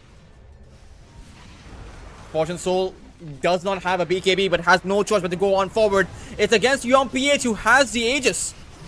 Even Ikigai will go in for the zap, but got hit by the fire there. Young PH is still able to hold on strong with the shield. They just simply can't, they're unable to take him down. Roar comes out from Panda, and they'll have to go back, having committed most of their firepower on Young PH, who still stays alive. Yasho will end up losing their barracks as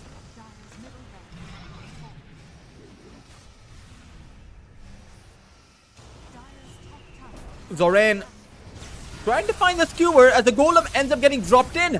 Fortune Soul wanted to go in, but there's no detection to catch out skill lane. Meanwhile, Ikigai wants to take out Forev. He is able to do so, but it's at a huge cost. You've already lost Panda.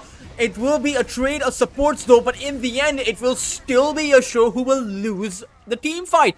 Fortune Soul is trying to run away, but quite literally, he's running away from his base.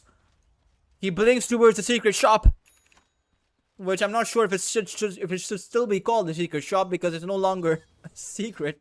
Dire's middle barracks. The barracks have fallen, and still the Aegis is still there for an entire minute.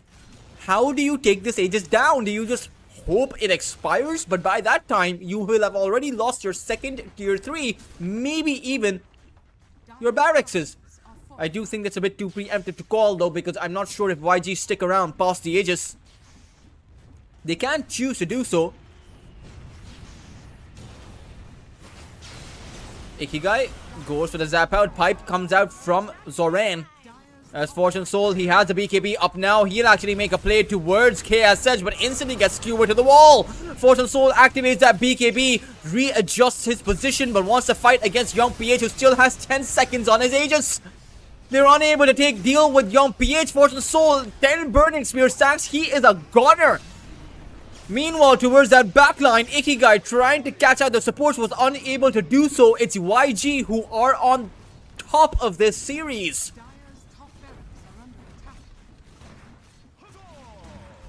The barracks is the second one of the game. They are going to fall. YACHE seem helpless to be able to defend.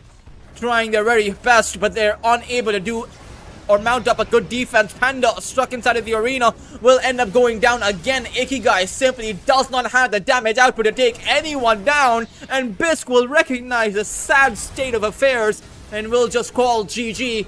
YACHE, who despite of dominating YG in that game number 1, ended up with a comeback they could not face up against. YG will be your series winners. They will take this 2-1 against the former, or rather against the current defending champions of Lunar Snake Trophy. They come out swinging for this current season, and they're looking pretty darn strong with Forev, the former MVP Phoenix player, by their side in place of Lun. We do still have one more series for you guys, of course. It's actually an impressive one. It's actually going to be Ivory, who is going to be going against Murvox, who are, I believe, their former Verosia. I think it is. No, it's actually Murvox are actually Buyback Brothers. So it's going to be Ivory playing against Buyback Brothers, who, by the way, came in 3rd place position. Ivory, who were eliminated from the Lunar Snake Trophy in the group stage, could not make it into the playoffs. Let's see if they'll have a better time here today. We will be tuning off to a short break. I believe it's a 20-minute break, because the next series is scheduled at around 14, or rather 1300, 1800 Singapore. I'm not exactly sure when the next series is scheduled to be, but I suppose it should be in about 20 minutes of time. Grab yourself some tea, some breakfast, and make sure to tune on in as we resume with Lunar Snake Trophy with Ivory and Murvox coming up on your screens next.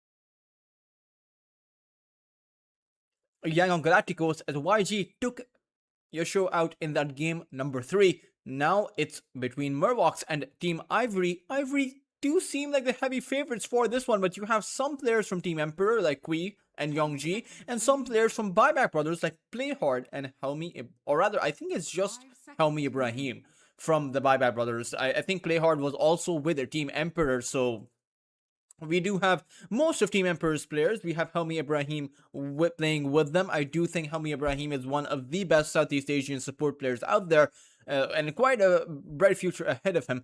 But let's see how he does with a new roster and without Wonder Boy. Though it did seem like Wonder Boy and Helmi Ibrahim had a lot of synergy together. So let's see whether or not Helmi Ibrahim can bring in the same amount of synergy with Murlocs as he was able to with the Buyback Brothers. And in particular, whether or not he can do that and the rest of his team can actually pull out a win against Ivory, who are playing with the exact same lineup as last time around. It does seem like Ivory, alongside Young Galacticos and YACHE, those 3 teams do play consistently with the same players more or less. I think this is Ren as the carry for Ivory, but I can't be too sure. He doesn't have a nickname in his in-game. Speaking about the draft though, we see a Pugna, a Pangolier, and an Axe by Murlocs. Meanwhile, for Ivory, we have the Dragon Knight, Snapfire, and the Dazzle. I very much do prefer Ivory's draft here. They have the Mortimers as well as the Dragon Knight sustain. 5 seconds remaining. Meanwhile, for Murlocs, you do have the Pangolier, who is a great hero against the Snapfire, and you have the Axe, who can just essentially take a hero out against the Grave. The Grave is not a factor in this game as long as the Axe has the mana for the dunk. Murlocs will pick up the Skywrath Mage. We saw the Skywrath, I believe, in all 3 games last series, with YACHE picking it up. Does seem like it's a pretty strong hero in the current meta and a favorite hero for these Southeast Asian support players to pick up. 10 seconds Pugna to come out too for their first pick, as Ivory 5 seconds. looking for their 4th pick. It should be a core coming out.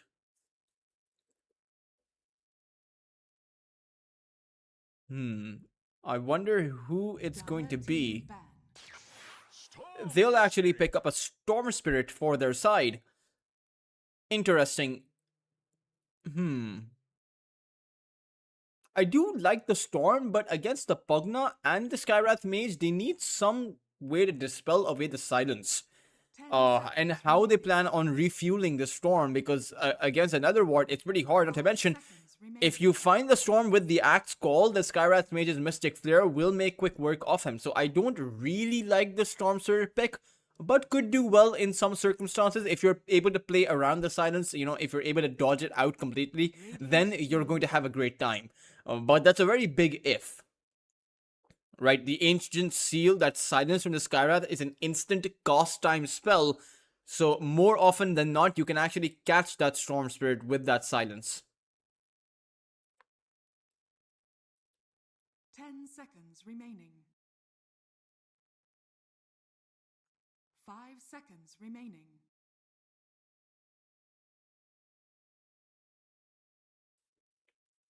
Last few bans remaining as both of these 2 teams, or rather Murlocs, have to pick up their carry, and Ivory have to pick up their offlane hero.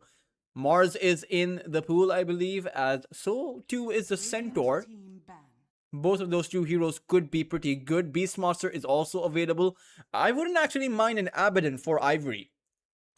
Normally, where the Abaddon is a very greedy offlane pick, you're playing with a Dragon Knight who is going to be a mid-game oriented carry and can find his farm either way. The Abaddon will ensure that the Storm Spirit can get the Aphotic Shield and can have that dispel against the Skywrath, his silence, and even survive a little bit more against the Axe if in case the Abaddon also skills up or selects his Dream Call. So Dream Call plus Aphotic Shield, make sure the Storm stays alive. That is essentially the job of an offlane hero. Although I just glanced over to the bans from Ivory, and the Abaddon is actually the first ban they've gone with, so that's no longer a possibility. Beastmaster is also not a possibility. Lycan, Nightstalker, and Timbersaw, the other 3 offlane heroes banned up by Murlocs, which means that there aren't too many offlane heroes remaining. Anti-Mage ban? And they'll actually pick up the Dawnbreaker. It's a good hero. I'm surprised they went for the Anti-Mage, man. I guess it's against the Storm. Right? Don't want the Anti-Mage. But the Dragon Knight actually destroys the Anti-Mage. Just carry versus carry. Murvox will pick up a Lifestealer for their lineup. And not too sure about this Lifestealer. Is pretty good against the Dragon Knight. I will say that. But if you pick up an Orchid on Ivory, then you can essentially take out this Lifestealer. Not to mention, Lifestealer doesn't actually bring in that high amount of damage. I would, perhaps a Medusa would have been so much better for Murvox's lineup. But just at the mid game, I do think Ivory are going to be a whole lot stronger. They also had the heal counter initiation against the Axe, which I think is going to help them out quite nicely.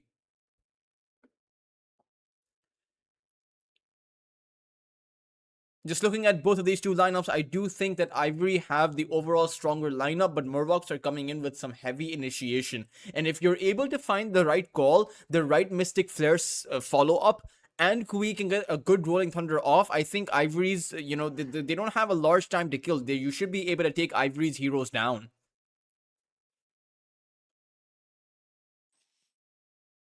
Well,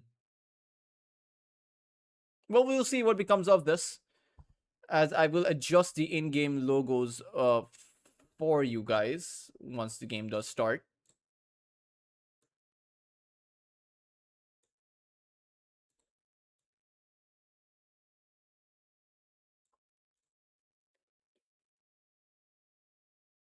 You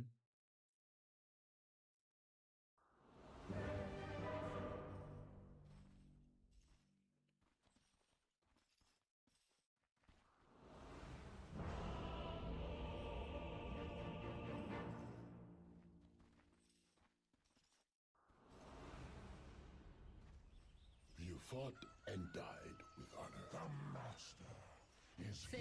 Well, here we go. Game number 1 between Murvox and Team Ivory. It does seem like Murvox's in-game logo is working, so I won't adjust that. I will just adjust Ivory's.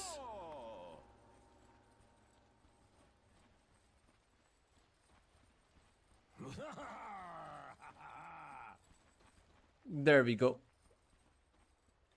Ivory's logo should be up on your screen.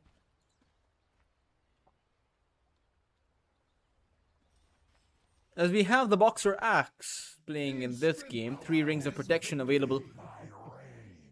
Drick will disconnect, will have to go for a reconnect, but should be here shortly. I say that, but I have no idea when he'll be here, but I assume he'll be here shortly. I will wait before the game is resumed to talk a bit about these lanes, as that's going to be the interesting factor, right? It does seem like whoever comes out ahead in the laning phase will have a nicer transition, and in particular, it really, for Murvox, how well you do in the laning phase will determine how you're able to transition into the mid game, whether or not you can continue to amp up the tempo. Because if the Storm has a good early game, then disabling him will only get that much harder, because he has a safety net of that Dawnbreaker, Solar Guardian, and that Shadow Grave. Now, even though I mentioned that the Axe is a direct counter to the Shadow Grave, and that's still true, it's also the fact that your Axe needs to be there for the dunk in order to counter out that Shadow Grave. So that means that Murvox have to bring in their Axe every single time they have to counter that out.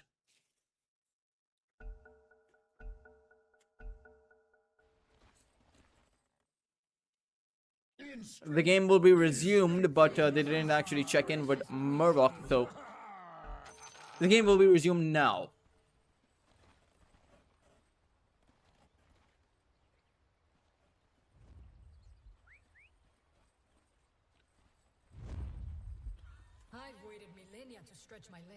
Both teams are going to go in for a Smoke of Deceit play. It's the 5 heroes of Murvox inside of the triangle, but they're on the enemy's triangle. They're on Ivory's side of the map.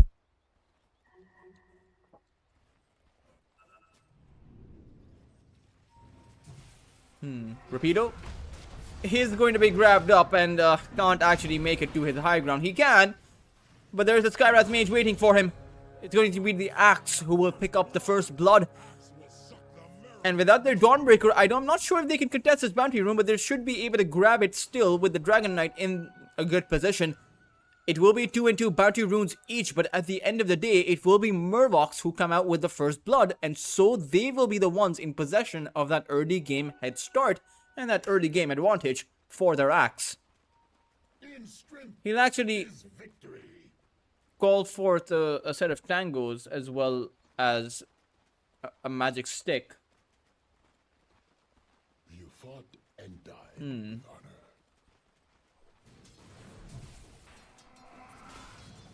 Dragon Knight plus the Dazzle means that this Dragon Knight is going to have a pretty good time. I mean, I mentioned in the last game, there isn't a single hero that I think counters out the Dragon Knight in the lane. Not even the Bristleback or the Timber can do that.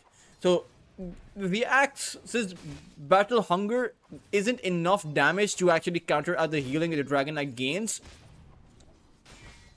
Dragon Knight should have a good enough time. The Dazzle, unfortunately, will not, because you do have a Skywrath Mage and an Axe, so this means that Teehee will take in so much damage in this lane that his healing can't actually counter this out. In fact, Teehee may just end up falling here if he's not careful enough. He does have the stick, should be able to stay alive. It's actually going to be Playhard who might end up being in trouble. And because Teehee is so low, he can't exactly provide enough of a sustain for his Dragon Knight. Does seem like it's going to be a bit of a rough lane, only because Playhard comes in with so much magical damage. The Axe comes in with the physical damage, and the Pure with the counter helix added in. Does not even need the Berserker's Call, in fact. So this is going to be a good lane for Murloc. Let's see how much Dragon Knight can actually farm up with this kind of pressure. This Playhard, it will find the concussive shot on towards Teehee. All they really need is another Battle Hunger. Teehee should end up going down here. Axe finds yet another kill towards that top side and seems to be off to a very good start. Should be able to get his chainmail as well if he wants, or that very early hum of the Dominator. In most games, I would think the Dominator on the Axe isn't a good item, but in this one, it's not too bad, particularly if you're able to get it so early because you're having such a good time. Mid lane, a skill-based matchup, of course, because it is, at the end of the day, a spirit hero. As Ken on the Storm is doing pretty well against Kui. Now, this is one of Kui's favorite heroes to play. It's either the Sand King or the Pangolier, where I expect really good things from Kui. But let's see how much he's able to get done.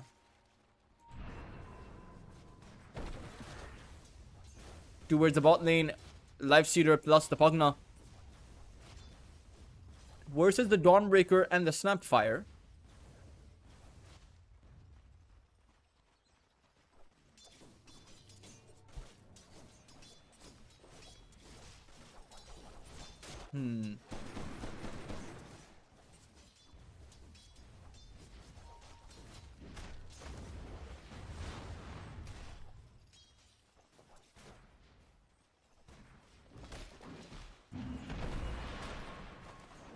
And this is, again, a lane that Ivory should be fine in.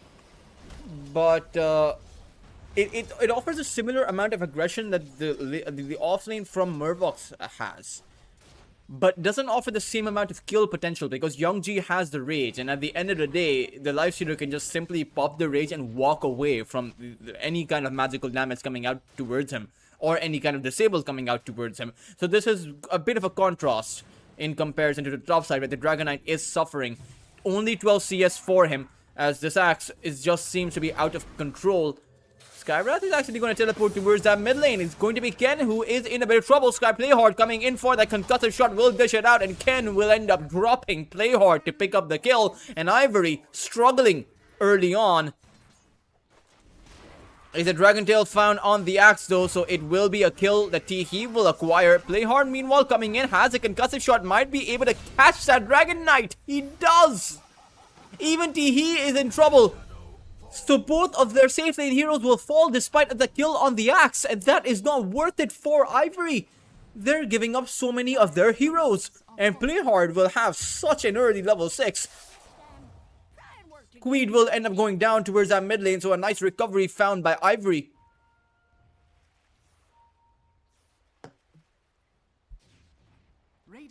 They're finally doing well for themselves.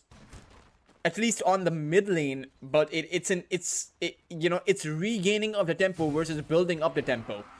Now the axe is getting pushed out once more. They may be able to take him down. They do need a stun to come in, but with Playhard making his own entry, does seem like it's the axe who's gonna stay safe. And even with Helmi Ibrahim joining the axe, he will end up dropping instead. Just needs a few more shots from Playhard, but he doesn't have any more mana, so he will be able to buy a lot of time. Doesn't actually have a teleport, but it's going to waste so much of Playhard and Helmi Ibrahim's time. He's just going to run around the map. I think they'll have to actually give up the chase here, because he will make it back to safety. Yeah, there's really nothing that Playhard can do. He will have another concussive shot coming up. But can he slow down the Dazzle enough to be able to take him down? Especially against the heals coming out by It does seem like eventually he will go back. Meanwhile, it's actually Ken who will go in for a long range zap on towards Playhard. Ken doesn't have a soul ring, doesn't have too much mana to make a play here. But with Kui making his entry, it's both supports who are actually going to get traded out. Playhard actually, or rather Ken actually teleported all the way back to his fountain, giving up the rune to Kui. It is an amplified damage rune, so it's a pretty significant one. Youngji is in danger. His rage has ran out, and Rapido will come in with a rage of his own. Will be able to pick up a kill on the carry. Ivory fight back as they take out Murvox's own carry, so it does seem like they'll be able to find the recovery for the Dragon Knight, as he has picked up on the CS. He's just one CS behind the Lifestealer, and all in all, Ivory aren't doing all that bad. The Dawnbreaker is also doing pretty well for himself at the top of the CS chart. Sure, the Axe has a few kills and a few assists too, but the Dawnbreaker, once he gets his 6, should be able to provide enough of a buffer that Murvox can't go for kills as easily. Or in fact, in the early game, at the level 1 Solar Guardian prevents a kill from happening at all if you're quick with it. But that's the key, if you're quick with it, if it comes out a bit too late, then, well, can't save anyone. And you have the Mystic Flare, so you're really going to have your Solar Guardian, on the trigger there.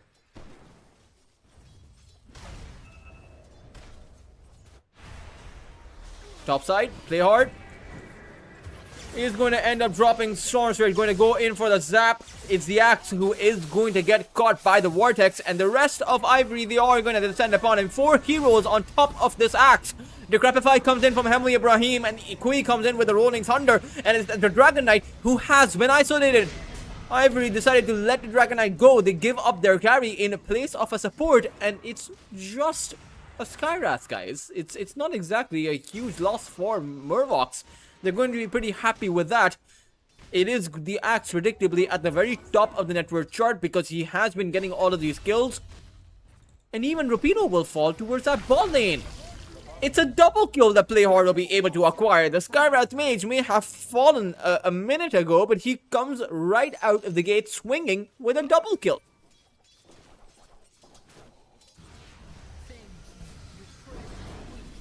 For Murvox, there's something that they're more than happy with. Youngji really wants to go in, but ideally needs more HP before he can, so he'll just stick to farming for now.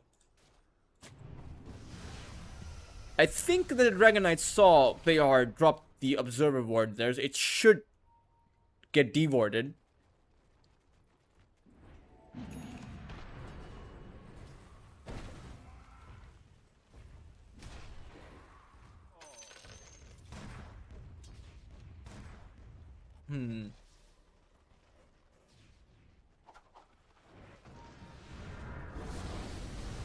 Dragon Knight is in a bit of trouble, but should be able to stay alive. Has 12-1 charges, so there's no way they can take him down.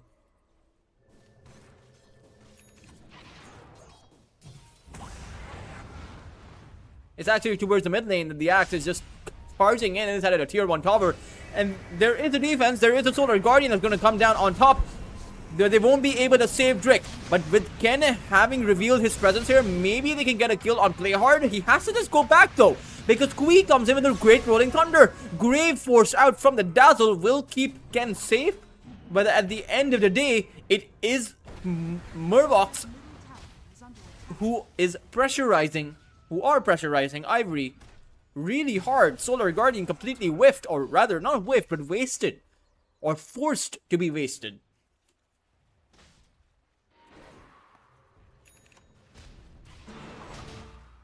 Dire's middle tower is under attack. Really wonder what the game plan here is from Ivory, because they are losing their tier 1 tower. Are they going to come in for the defense? Does seem incredibly hard without their Solar Guardian. I think they just have to let this tower go. The Pugna, Helmi Ibrahim, will be able to take this tower down.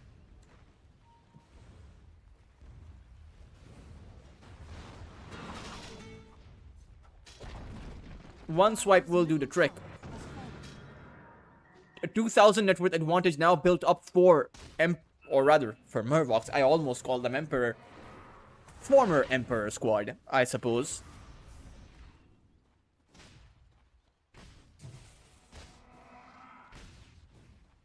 And it's not all that bad. It's not all that good either, but for Ivory, I think they need to look for some return kills. I think they need to open up the map for themselves. And who better to go on than the current target in their crosshairs, which is the Axe, or anyone inside of the triangle. They will see Kui, but unfortunately for them, Kui has an entire shield rune. It's an impossible kill, and they will realize that. But can they actually make it out? I think Drix is a goner confirmed, because there is no way he can actually escape. Kui will realize he wants a cookie towards the other side, and he will barrel roll himself towards that position. A dunk being found by this Axe, the first one of the game. And it's a concussive shot being dished out towards Ken, which will be dodged by his zap, but they're still chasing after him. The Battle Hunger will slow him down, and Ken is just slowed down. He can't make it back to his base, and that's yet another dunk. Ken was not expecting them to chase that far.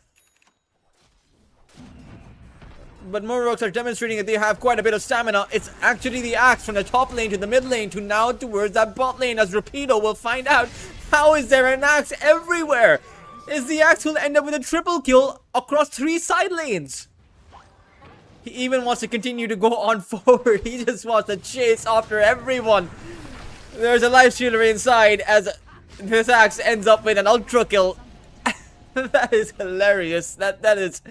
He started off from near the Roshan pit, went towards the mid lane, then went towards the bot lane, right around the side there, towards the tier 2 tower, and was able to pick up an ultra kill. Has the vessel and can choose to go for the blade mail if he wants to, or even the blink dagger, but I think he's queued himself up a pipe of insight to mitigate a lot of that magical damage. I mean, it's a good idea. Don't get me wrong, you are playing against a Snapfire, but I think the Blink Dagger initiation on the Storm would have been really good too. I suppose he'll go for the Blink Dagger after his first few, or rather after his pipe. He actually doesn't have a Dominator currently. I wonder if he'll go for it. I mean, he has the gold for it. He has around 2,000 sitting in his piggy bank.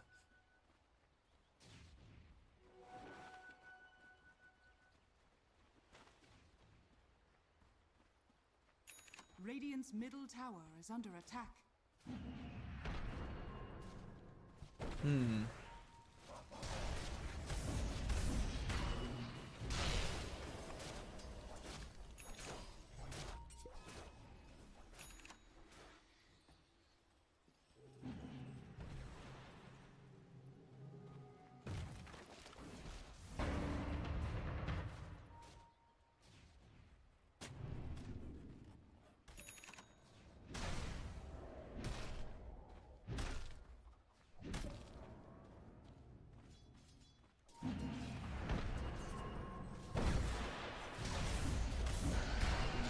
Young G.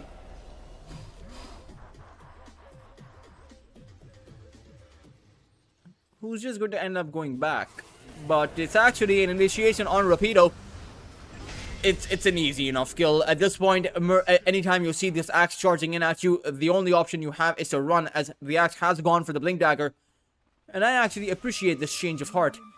Because catching that storm is key to continuing the amount of tempo you have while your life stealer just continues to farm up. He will even drop towards our top side as Kui has the diffusal blade. And the axe, he's looking for the call. Radiant's middle tower is under attack. But I think Ken is a bit too far out and they have no vision on him. They do know some people are there. And by dropping down an observer ward, they do see Drake.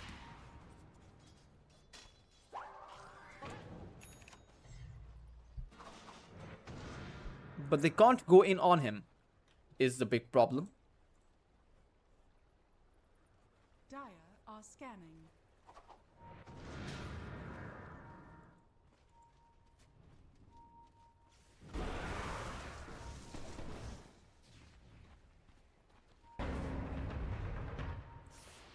They see Ken, they're gonna go in with the call. Mystic Flare to drop down and Solar Guardian not quick enough. And I'm not even sure if it would have provided the Storm with the heal that he needed. Rapido will get the cookie though from Drake, as it seems like the Dragon Knight wants to turn around and fight. Mortimers are going to start coming flying out, and even the Hex comes out on the Pangolier, but he's able to stay alive. And now they'll just turn it around. Kui, unfortunate battle roll there. The Dagger Knight will be able to take him out. All the meanwhile, the Axe has made his re-entry, but that barrel roll, Kui stuck in that awkward spot, was so easy for the Dragon Knight to just take him down. 3 heroes from Murvox to fall, and that should be a very good, a very nice recovery. A lucky break, actually, as I'll call it, for Ivory. Youngji has the Radiance, but still needs a few more items to be able to fight against the Dragon Knight, or really fight against anyone here. The Life Stealer doesn't exactly carry too much damage with him. 75 base damage at the 12-minute mark is not that good. In contrast, the Axe has about 113. Even the Pangolier has a 110. And, I mean, I think the Life Stealer has the lowest base damage out of all the 10 heroes we have on our screens. I really do think that the Life Stealer's base damage should be buffed up. Maybe in the next patch. But we don't know exactly when the next patch will be. Are scanning. I doubt we'll ever know. At this point, sometimes I wonder, what happens if you don't receive a patch? Do we just stay in the current meta forever?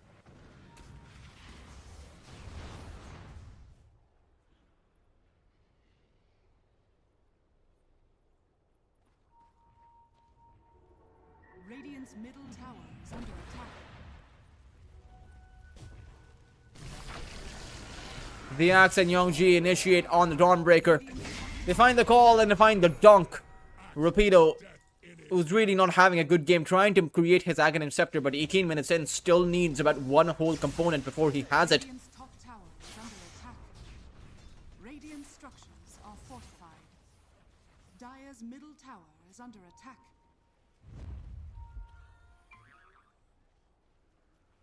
Dire's bottom tower is under attack.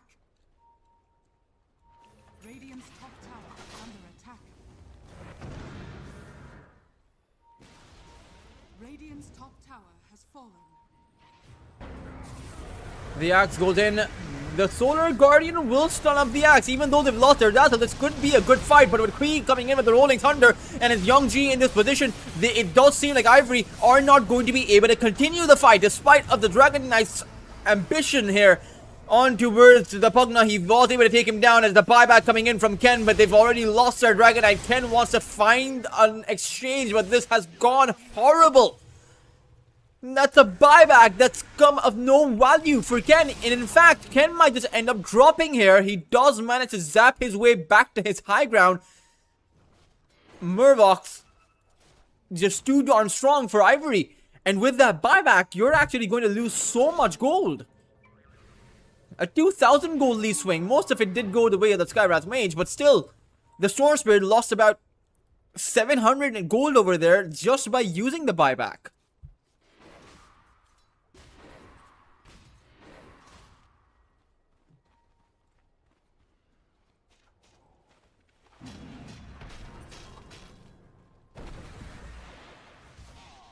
They do see Youngji, but he has the Rage, so it's really an impossible kill. Now, he doesn't have a teleport, and they also saw that, probably, if they got vision of him. But his teleport should be arriving in his courier, and it's just impossible to take a Lifestealer down. It's not impossible to take a Dazzle though. And even the Snapfire. In fact, it's not impossible to take anyone from Ivory down at this point. The only thing is, they don't exactly have good heroes for tower push. Oh no, they see the Dragon Knight, they'll go in for the call, and with 4 heroes on top of him, that's an easy dunk being found by the Yaks. Dire's top tower is under attack. And well, even if you don't have too good of a tower push, with the fact that you are able to steamroll over anyone who shows up from the other side, though that's one way to push out the towers. Are fortified. Can force the jungle, but not his jungle. It's actually the furthest camp away from his base. And in times like this, it turns out it's the safest camp. Because there really no one from Murlocs is going to be farming on this side. But he is just waiting for the Shrine of Wisdom to spawn. Should be able to grab it, but needs... Oh no, he can't grab it. Dire are Has to just get back. Will just go for the zap on out. So time essentially wasted by the Storm Spirit.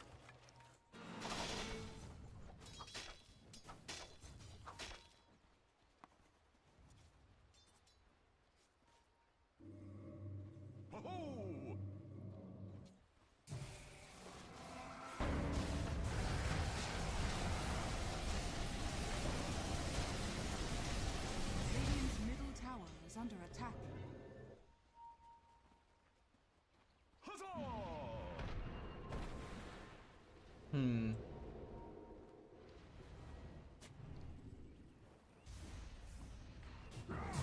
Oh, he has found a near perfect Berserker Skull.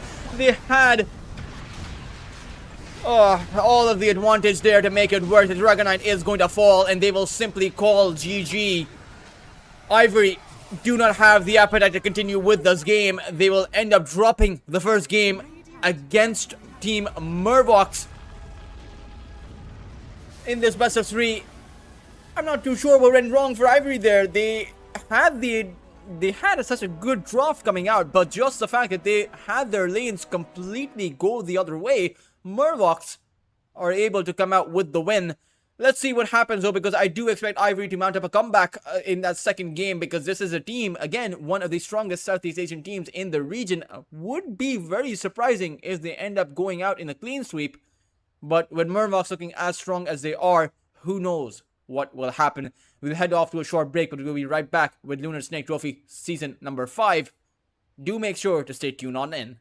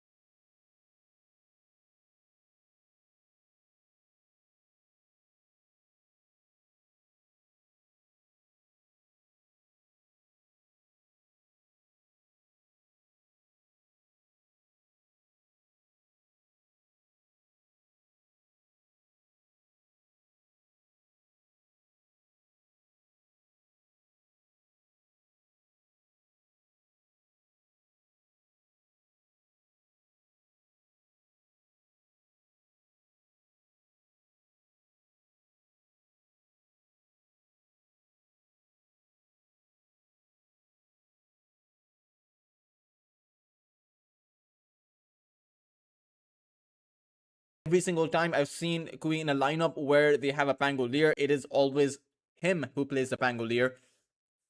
And maybe it's just going to be, Young G who will play the Nature's Prophet as the carry. For Ivory, they do have their Gyrocopter. That is their best hero, their best carry hero to play with. And then you have the Magnus and the Axe. Let's see what more Murvox. Ooh, rather, they actually pick up a Queen of Pain. Is this going to be Kui on the Queen of Pain? I'm not exactly too sure now who's going to be playing the mid lane here, but at the same time, maybe it is a bit of a switch around because the Pangolier isn't exactly too good against the techies, because when you're rolling in front, the techies' minds continue to explode on you. So the Pangolier can actually die inside of his own rolling thunder. But the Queen of Pain, again, you can get grabbed up by the Axe. That was a problem for the Storm Spirit as well, I believe, as Murvox weren't ready for a lot of those initiations coming in from the Axe. Or rather, sorry, Ivory weren't ready for a lot of initiations coming in from the Axe, from Murvox in that game number 1. So for this game, Murvox may not be ready for the initiations coming in from Rapido. So let's see what exactly will be the scenario for this game. Centaur banned out. It is their last ban that Ivory are going to be going for.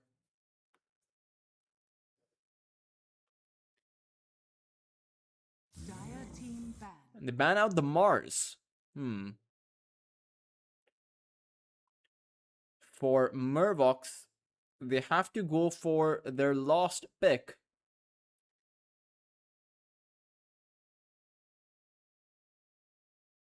Wonder who it's going to be. 10 seconds remaining. 5 seconds remaining. Dire team An pick. Ember Spirit ban coming out. Interesting. So they're expecting this Magnus to be in some other lane. I don't really see it happening unless it's going to be an Axe support, or it may just be a strange version of a Magnus where you have a Magnus support. But those are very unconventional positions, and I think Ivory have 5 seconds a remaining. good lineup with just the Axe on the off lane, the Magnus on the mid lane, and the Gyrocopter as their carry. I think that should be the way they should run it. But for Murvox, their last pick is going to be an Ursa Warrior for Young G. Let's see what they pick up for Ivory. Is it going to be a mid lane hero that Murvox are expecting, or is it going to be a different hero? I think it should just be a support. Maybe even the Shadow Demon, which is not banned out, completely negates the Ursa Warrior altogether. But Ivory will actually pick up a Beastmaster, so it will mean that the Axe, or it is the Axe that is a support. It's a position 5 Axe. Very surprising from Ivory. I did not see this one coming. I am not too sure about what the position 5 Axe will actually do. Maybe he just wants to be dishing out the battle hunger, because that is one aspect of the Axe that I can see working out. But apart from that, it's a bit hard to make this work.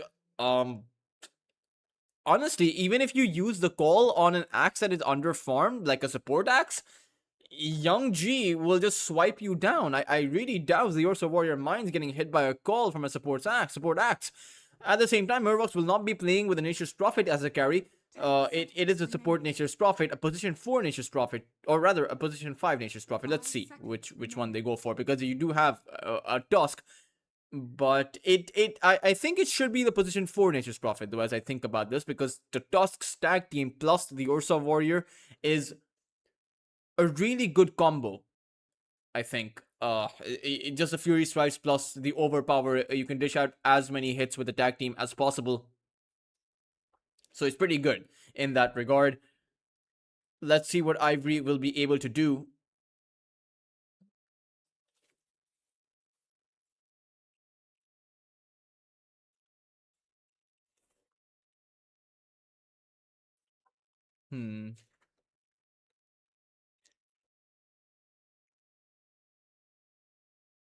This Tusk plus Ursa combo, I wonder why more teams don't actually try this. This is, just in theory sounds like such a deadly combo.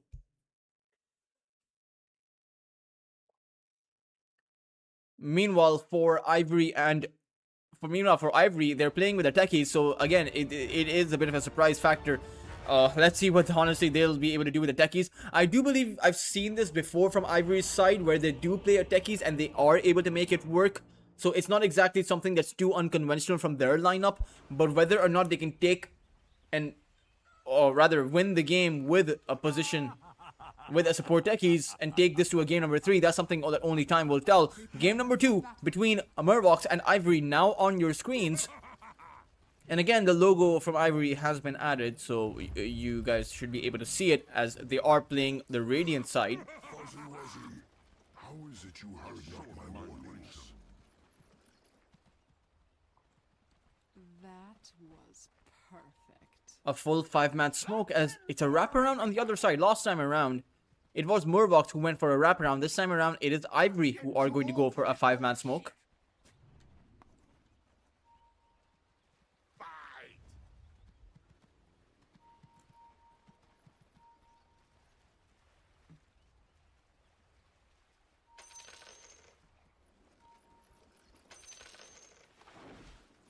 30 seconds. Gyrocopter going a bit too far out. Probably just to use the Quelling Blade so that they can plant down that nice sentry board.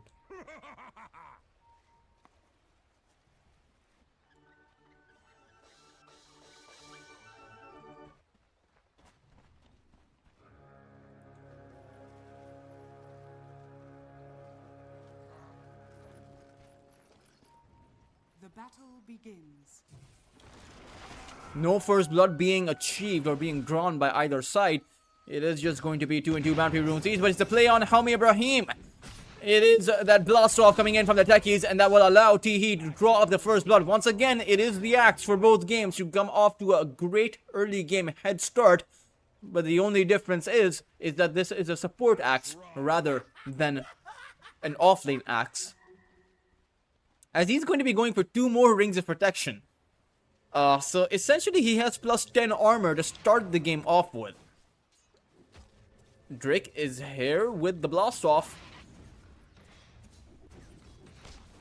But it does seem like the axe will just go towards the other side. And it won't be a Tusk position 4. It will be just a position, or rather Tusk position 5. It will be just be a position 4 Tusk with the Pangolier. It is good still with the Swashbuckle and the Shield Crash. You know, at the end of the day, the Tusk being such an aggressive hero does well with most offlane heroes. But I still would have liked to see the Tusk with the Ursa. Right now, it's Helmi Ibrahim, who had Drake in a, you know, shoved against the wall, but Drake will just be able to teleport away. Meanwhile, bot lane, I think that the axe can't actually do much here. I am really not sure what the axe offers as a position 5. There should be free reign for Murvox, and they might even be able to take the Gyrocopter down once or at least twice in this lane, particularly if you know, the Nature's Prophet comes in, because you have that global teleportation potential as soon as you hit that level 2. At the same time, they will use the snowball to make a play on the Gyrocopter. Swashbuckle has been used too when the tag team comes online. Play hard could end up falling, but he needs to create, or rather close the gap, but simply is unable to do so. At the end of the day, it is a kill on the carry, and Murvox will be able to make it out with that. Play hard will be safe too, does have the battle hunger on him, but is trying to bait Teehee in. All the meanwhile, Helmi Ibrahim falls towards that top lane. Rapido and Drake able to find the kill on him. And Rapido will actually teleport back because the creep wave was there. He is optimizing his lane here. Mid lane, Queen of Pain versus the Magnus is a no contest for the Queen of Pain. Should be able to just dominate the Magnus. Max out the Shadow Strike, dish it out as frequently as possible, and Ken is going to struggle. Can even acquire both the water runes, but towards that bottom lane, it is Play Hard who will fall. Gyrocopter able to make a recovery. Not exactly a full recovery, but still a recovery nonetheless.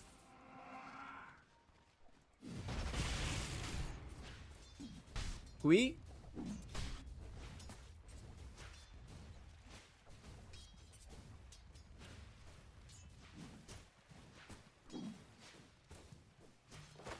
Need to be careful on the Magnus though. Radiant structures are fortified. as the Pangolier might end up falling here. He does have 4 wand charges, but will actually just end up taking out 2 the Battle Hunger. In the meantime, Kui was able to take out Ken all by himself. So a mid lane victory by this Queen of Pain. A bot lane is going a bit evenly, but I will say that it does favor Ivory's side, as, you know, sure, Murvox took out the Gyrocopter earlier on. The Gyrocopter found a return kill on the Pangolier. Now is in a bit of trouble. If he falls here, the lane will go back to being even. Ken will come in with a skewer on towards Playhard, but with Helmi Ibrahim here, this is going to turn into an even exchange. However, the firepower is in favor of Ivory, because essentially they're faced up against a lone Nature's Prophet who's just level 2. Pangolier wants to find it another kill, has a swashbuckle at the ready, should be able to take Teehee down, but doesn't actually use it to secure the kill. An overall victory for Ivory, even if they do lose their Gyrocopter. I think this is still pretty much worth it, as it is a play on Young G that Drake was trying to make, but in the end he'll get punished for it. One more hit coming in from Helmi Ibrahim will be enough. 6 and 4, a bloodbath in this early game. Kills happening across the scoreboard, as towards that bottom lane, the barrage will be soaked up by the majority of those. The majority of the barrage will be soaked up by those creeps. And I think the Pangolier is going to be more than happy with that.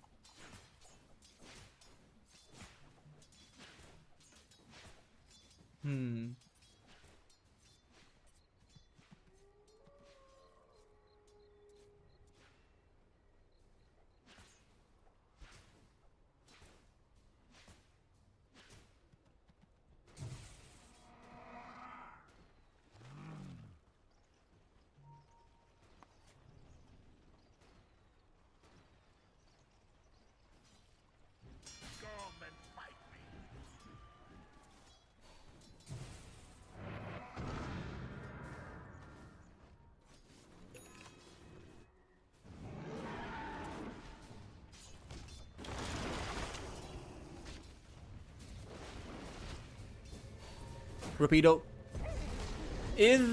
does seem to have gone a bit too far forward. The Sonic Wave is going to clean out all of the creeps. Meanwhile, Ken comes in with a skewer play, but it's not going to matter.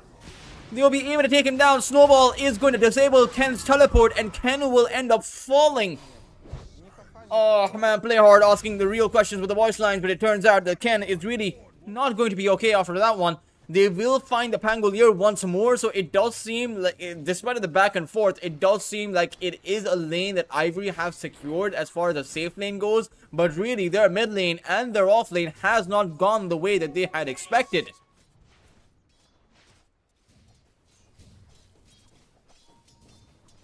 Young G, in the meantime, doesn't exactly have the kind of impact on the Ursa as far as the laning phase goes against. I would say a weak kind of a weak lane. Rapido doesn't actually come in with a lot, but they are encircling Rapido. It does seem like they want to make a play on him. Tag team comes online. Ken is here, but doesn't have the RP. But with the teleports coming in from the rest of Ivory's heroes, there are a lot of numbers here. But the Queen of Pain once again comes in. Kui were able to take out the Beastmaster. It is Youngji who has fallen, and the Tusk even towards the side will end up falling. Helmi Ibrahim helpless right now, but it's actually a play towards Ken. Should be able to take him down. Shrine of Wisdom not really being collected by anyone, but Kui will have to blink away. Is a bit stubborn right now, has another Sonic Stream of Pain, but will not be able to do anything. Should have just blinked out, and instead of what was supposed to be a win for Murvox, it will be 4 heroes being picked up by Ivory, and they'll even secure their own Shrine of Wisdom, which should have gone towards the way of Murvox.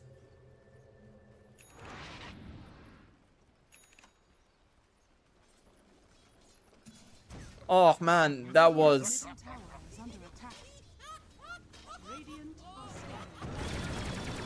not looking too good, but they'll be able to pick up the Gyrocopter, so at the very least, you know, they will disable his game completely.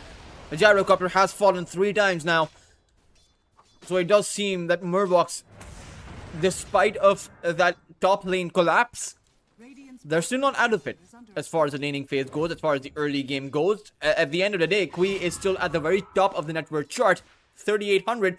The Gyrocopter is at the second, despite of the those 3 deaths. is under attack. As Ken has decided to play around the map rather than farm up. Mid lane, Gyrocopter makes an entry. They've left their bot lane all alone, so this should be a tier 1 tower that will go down. At the same time, Ivory do find a tier 1 tower towards the top side, so at the very least, it will be a trade. But Teehee is here to drag away the creeps. A Rolling Thunder gets used by the Pangolier. He's buying vision for now, or is he? What is he doing? With Play Hard coming in, there are also teleports coming in. Tag team goes out. There is no Berserker's Call, so Teehee should end up going down. But the blast off comes in by Drake. A bit too late though. The Sonic Wave will clean out the techies. Esken is here with the regeneration rune, but will end up getting hit by that Shadow Strike, and now needs to be careful. He has the RP, but the problem is he can't secure many kills with it. He'll be able to find the one, but in the end, he will end up falling an overall 3 for 3 because the Ursa Warrior did also go down next to his tier 2 tower. Radiant's bottom tower has fallen. It does seem a bit worrisome for Ivory, considering the fact that they're having to choose which core hero dies, either the Gyrocopter or Ken.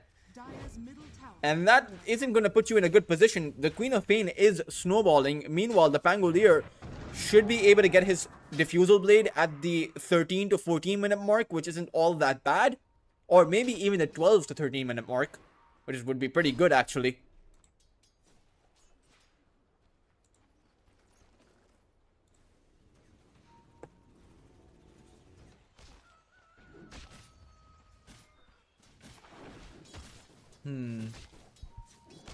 Radiant are scanning.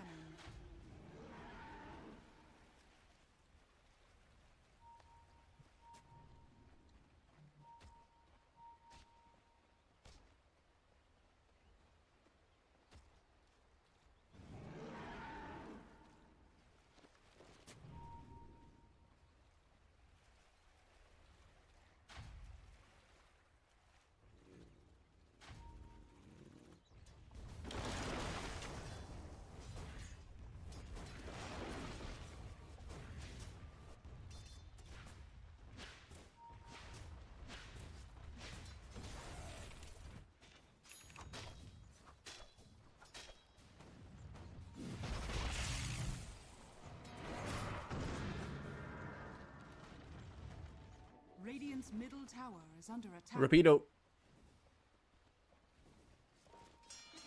has the roar, but the question is, can he use it to save himself?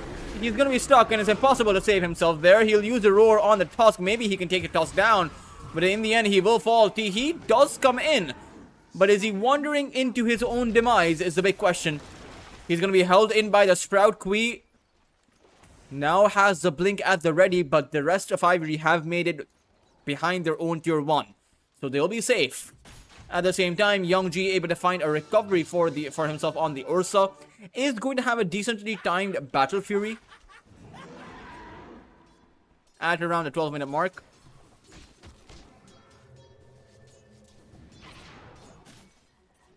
Radiant's middle tower is under attack. Oh no, Teehee's dead. Sonic Wave being used as well, but he did have the wand, so Kui got a bit too hasty with that one. Should have stuck around to dish out a few more hits. It is still going to be close though, but I think Teehee should stay alive. Yeah, not enough damage coming out from the Shadow Strike, but enough damage coming out from Youngji, though Rapido does end up going down, even though you do have the Gyrocopter coming in. The barrage, too much for Youngji. He wanted to go back in. Call down also goes out. Helmi Ibrahim is going to be the cost. He will end up falling thanks to Rapido with the creep there. The shockwave from the Satyr Tormentor for the follow-up too. And the big loss is the Queen of Pain towards that mid side. It's just there are kills happening across the board. I'm not exactly too sure how to analyze whatever is going on. Just feels like an all-out brawl between both of these two teams.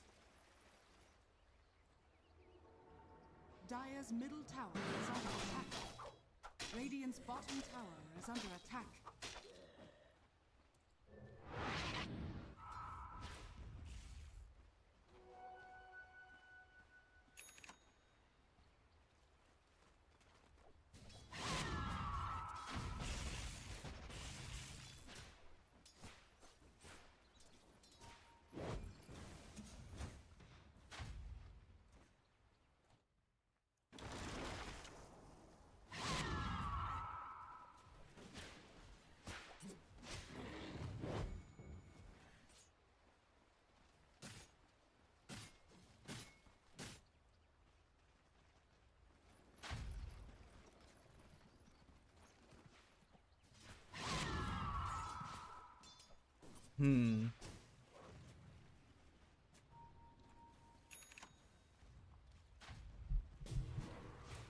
Kui has another Sonic Wave at the ready, but Ken going in for the early teleport will be able to make it out. Ken, who does have the Blink Dagger up now.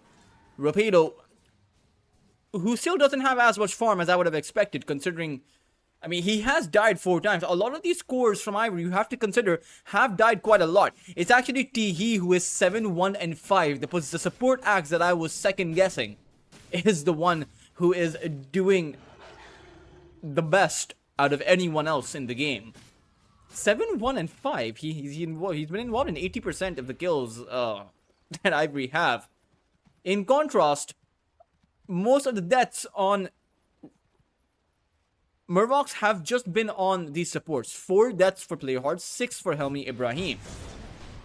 You might actually add into that list as Kui... Oh no, Ivory whiffed that one. Unable to stack up their spells, and that is a wasted RP. So that means that Murvox can potentially make some counterplays, knowing the fact that the RP is down. The question is, will they be able to do so? Because it's Ivory who see the Pangolier under their Observer Ward. They'll be able to take him down. So when you consider the fact that they just took down the Pangolier, the wasted RP doesn't seem so wasted anymore.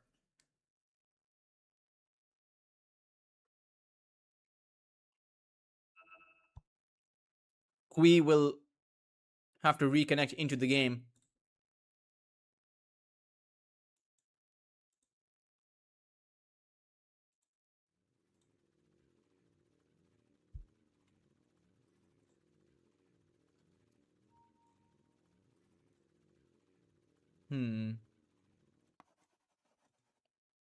Meanwhile, Helmi Ibrahim continuing to farm up for that Spirit Vessel. Should be going for the Shard too.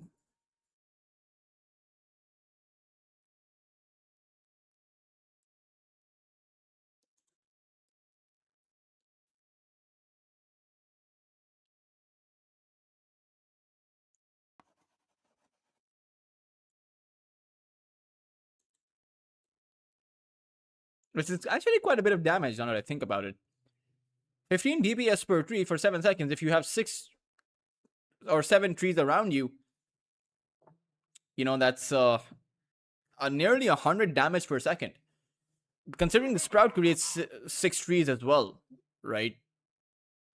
So it's, you know, you just blink inside of the jungle over here if and use the trees on yourself. That's around 200 damage per second for 7 seconds. That's, you know, around 1400 magical damage. Can be dispelled very easily. Normally, you don't use the Sprout on yourself after you teleport in. You use the Sprout to hold someone in, so it's not ideal to use it just to be able to dish out a lot of magical damage.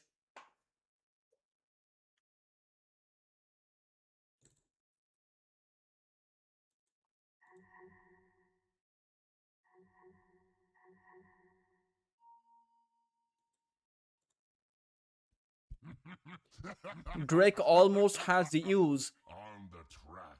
Now I know how good the Techies is as a support hero, you know, in my high immortal games, but not exactly sure what the Techies does in a competitive game. I get that he has a lot of aggressive potential, which is what you miss in your pub games, since over there you're usually, or rather no, in your pub games you just go for all out aggression. In a support scenario, in a competitive game, I imagine the Techies has controlled aggression and also a lot of defensiveness, but teams should be pretty good at playing around the defensiveness of the Techies. I think there are proximity mines that you place inside of your base.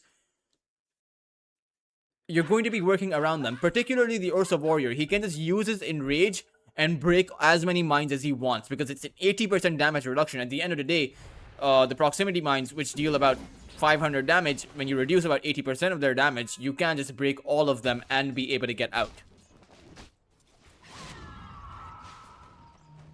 Sanj and Kaya almost up for the Queen of Pain, adding in a lot of survivability. But the one thing that is missing is the Blade Mail from the Cop. I wonder if he is going to be going for that, because that's the whole point of the facet. The Bondage facet means that you also lifesteal reflected damage. And there's quite a lot of magical damage on the other side. The techies, the Beastmasters, Magnus, the Gyrocopter, most of them deal magical damage. At least the Gyrocopter with his spells, right? So when you make a Blade Mill and you blink in, you take all of that magical damage. If you have a Blade Mill up and running, you lifesteal based on all of the magical damage coming in. And it's a lot of lifesteal. It's 14% lifesteal. With the Kaya and Sange, that's even more lifesteal.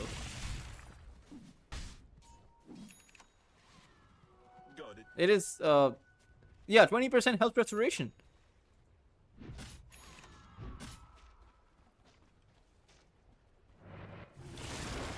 They find Helmi Ibrahim, who did manage to buy out his vessel. Unfortunately, he will end up dying, and maybe Ivory can open up the space to take this tier 1 tower down. However, you do have Murlocs moving in. Yongji has the Blink Dagger that is coming in his courier. Pangolier wants to start things off with, has a Diffusal Blade, will be going in with Rolling Thunder, but is going to get hit by the Roar. The question is, does Kui want to go in for a blink on towards Tihi, who is a bit alone there, but they're not actually going in on him. They're waiting.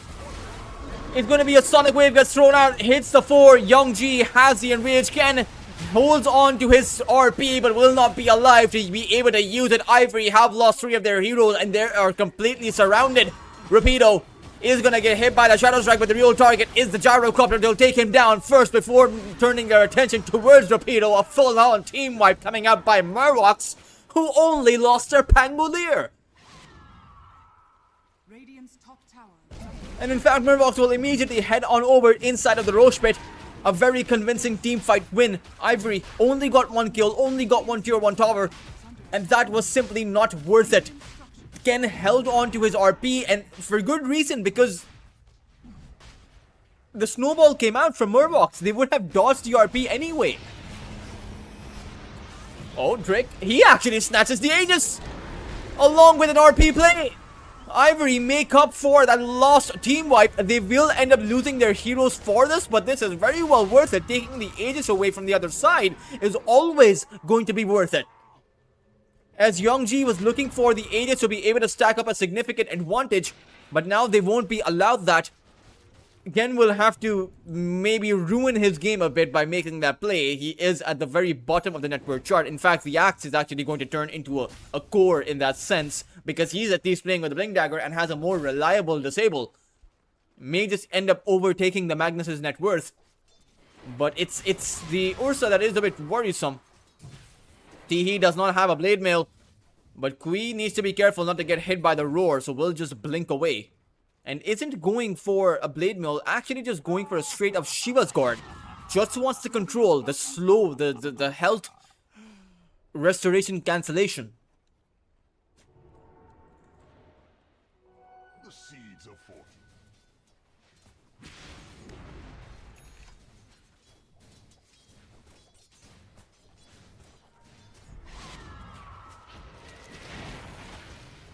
Dire's top tower is under attack.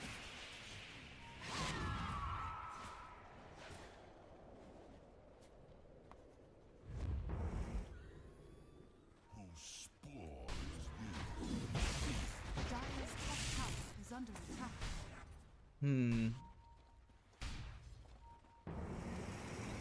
Pangolier goes on forward. The Gyrocopter in danger. No PKB means no hope to survive. And without the Gyrocopter, Ivory are going to be helpless. They've lost Ken already. Drake is the one in danger. Rapido is going to get hit by the Shadow Strike and has nowhere to go. They're going to be lucky if they can even take down the 1. And they do find the 1, but it's just a support. The proximity mines, they are going to explode, but Murlocs will still find the team wipe and the team fight win. Ivory not looking too strong.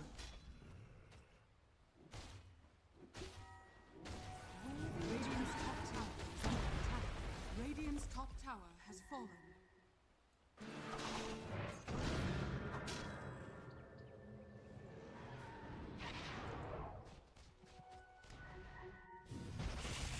Yongji did seem like he pushed a bit too far out. Oh, he'll find the blink away. Ken should have poked him once. But then again, for Ivory, they didn't exactly know who would be behind the Ursa, if there was anyone behind him. And you don't want to get team wiped as soon as you respawn. They did catch him with the Observer Ward though.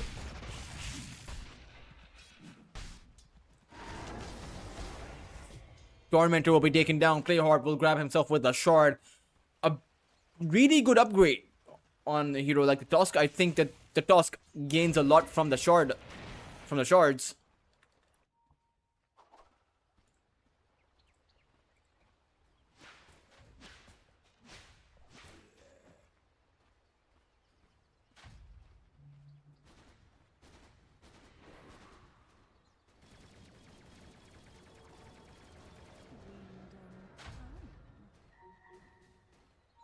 Radiant's bottom tower is under attack.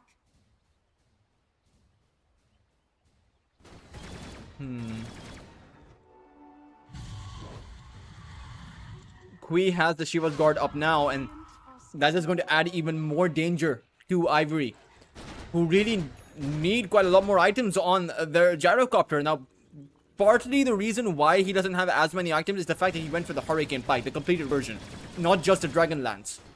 Right? The Dragon Lance only costs about 1900, but the Hurricane Pike adds about 2,500 gold.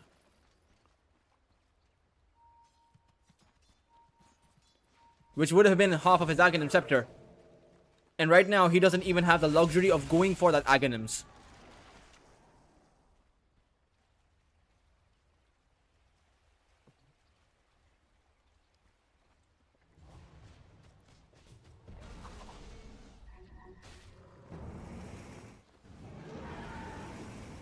Pangolier. Oh, it's actually Rapido who is going to get caught, but he seems to be safe. He's on his tier 3. It's Murvox who are hitting, or rather poking that tier 2 tower. And it's Ivory who are demonstrating that they do not have the capacity or the appetite to be able to defend this. Radiant's top tower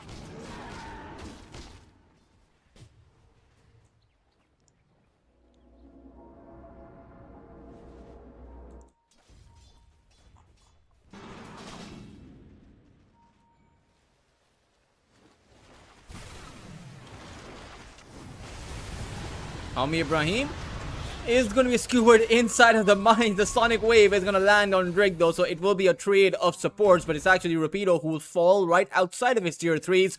Turned out he was safe for as long as he was on his high ground, but can't walk down the steps. It's Ken who'll go in for an RP play and has a skewer, but it's a Pangolier who'll come in to disengage the Queen of Pain. And Playhard will even find Teehee towards the side. Ivory lose 4 of their lineup, and their only reason the Gyrocopter is alive is because he had the foresight not to stand in any of the lanes. He's actually just going to go through the gate and farm up his part of, rather, the opposing side's jungle. This is not a good look. Because for Murvox, they have everything at the ready to be able to top tower. start closing out this game. Radiant's courier. They'll take out the courier.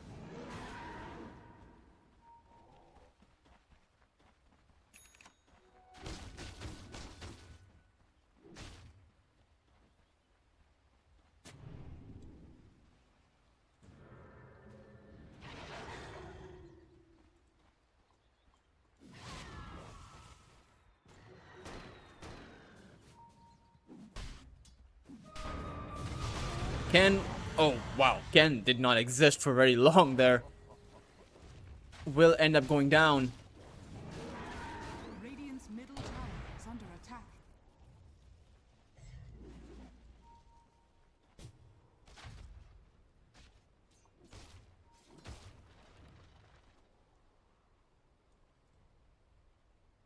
Techies wants his energy booster, but first needs to find the farm for it.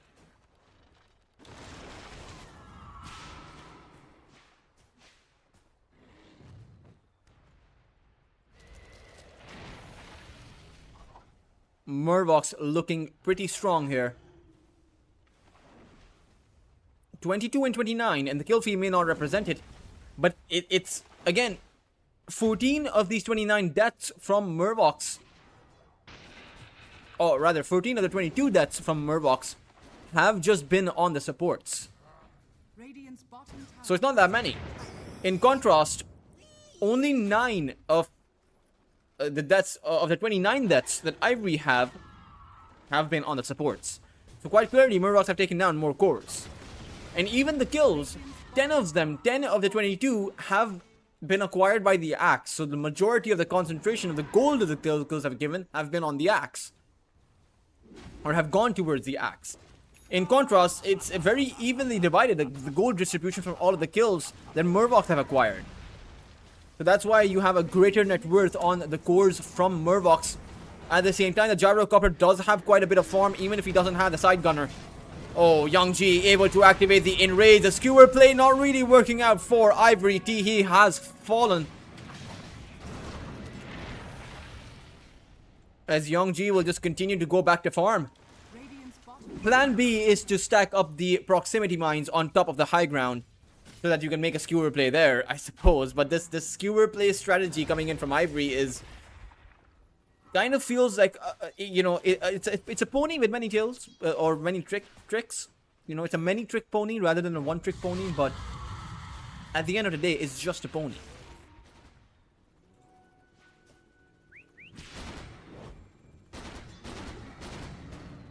Radiant's middle tower is under attack.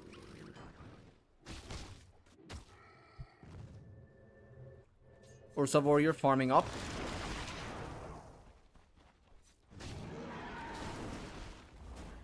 Radiant's middle tower has been denied. Radiant are scanning.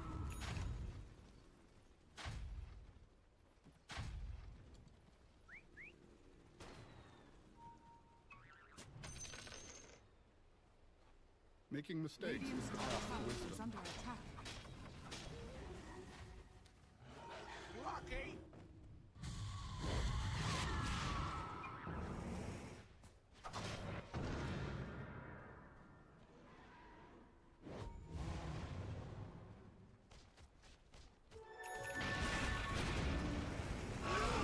Dusk is gonna get skewered in, but it's just a support that they've gone all in for.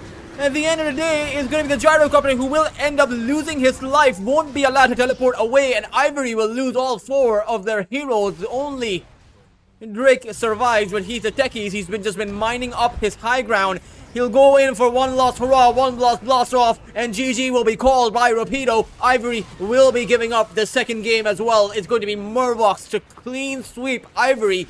Sweep them under the rug. Radiant's middle tower is under attack.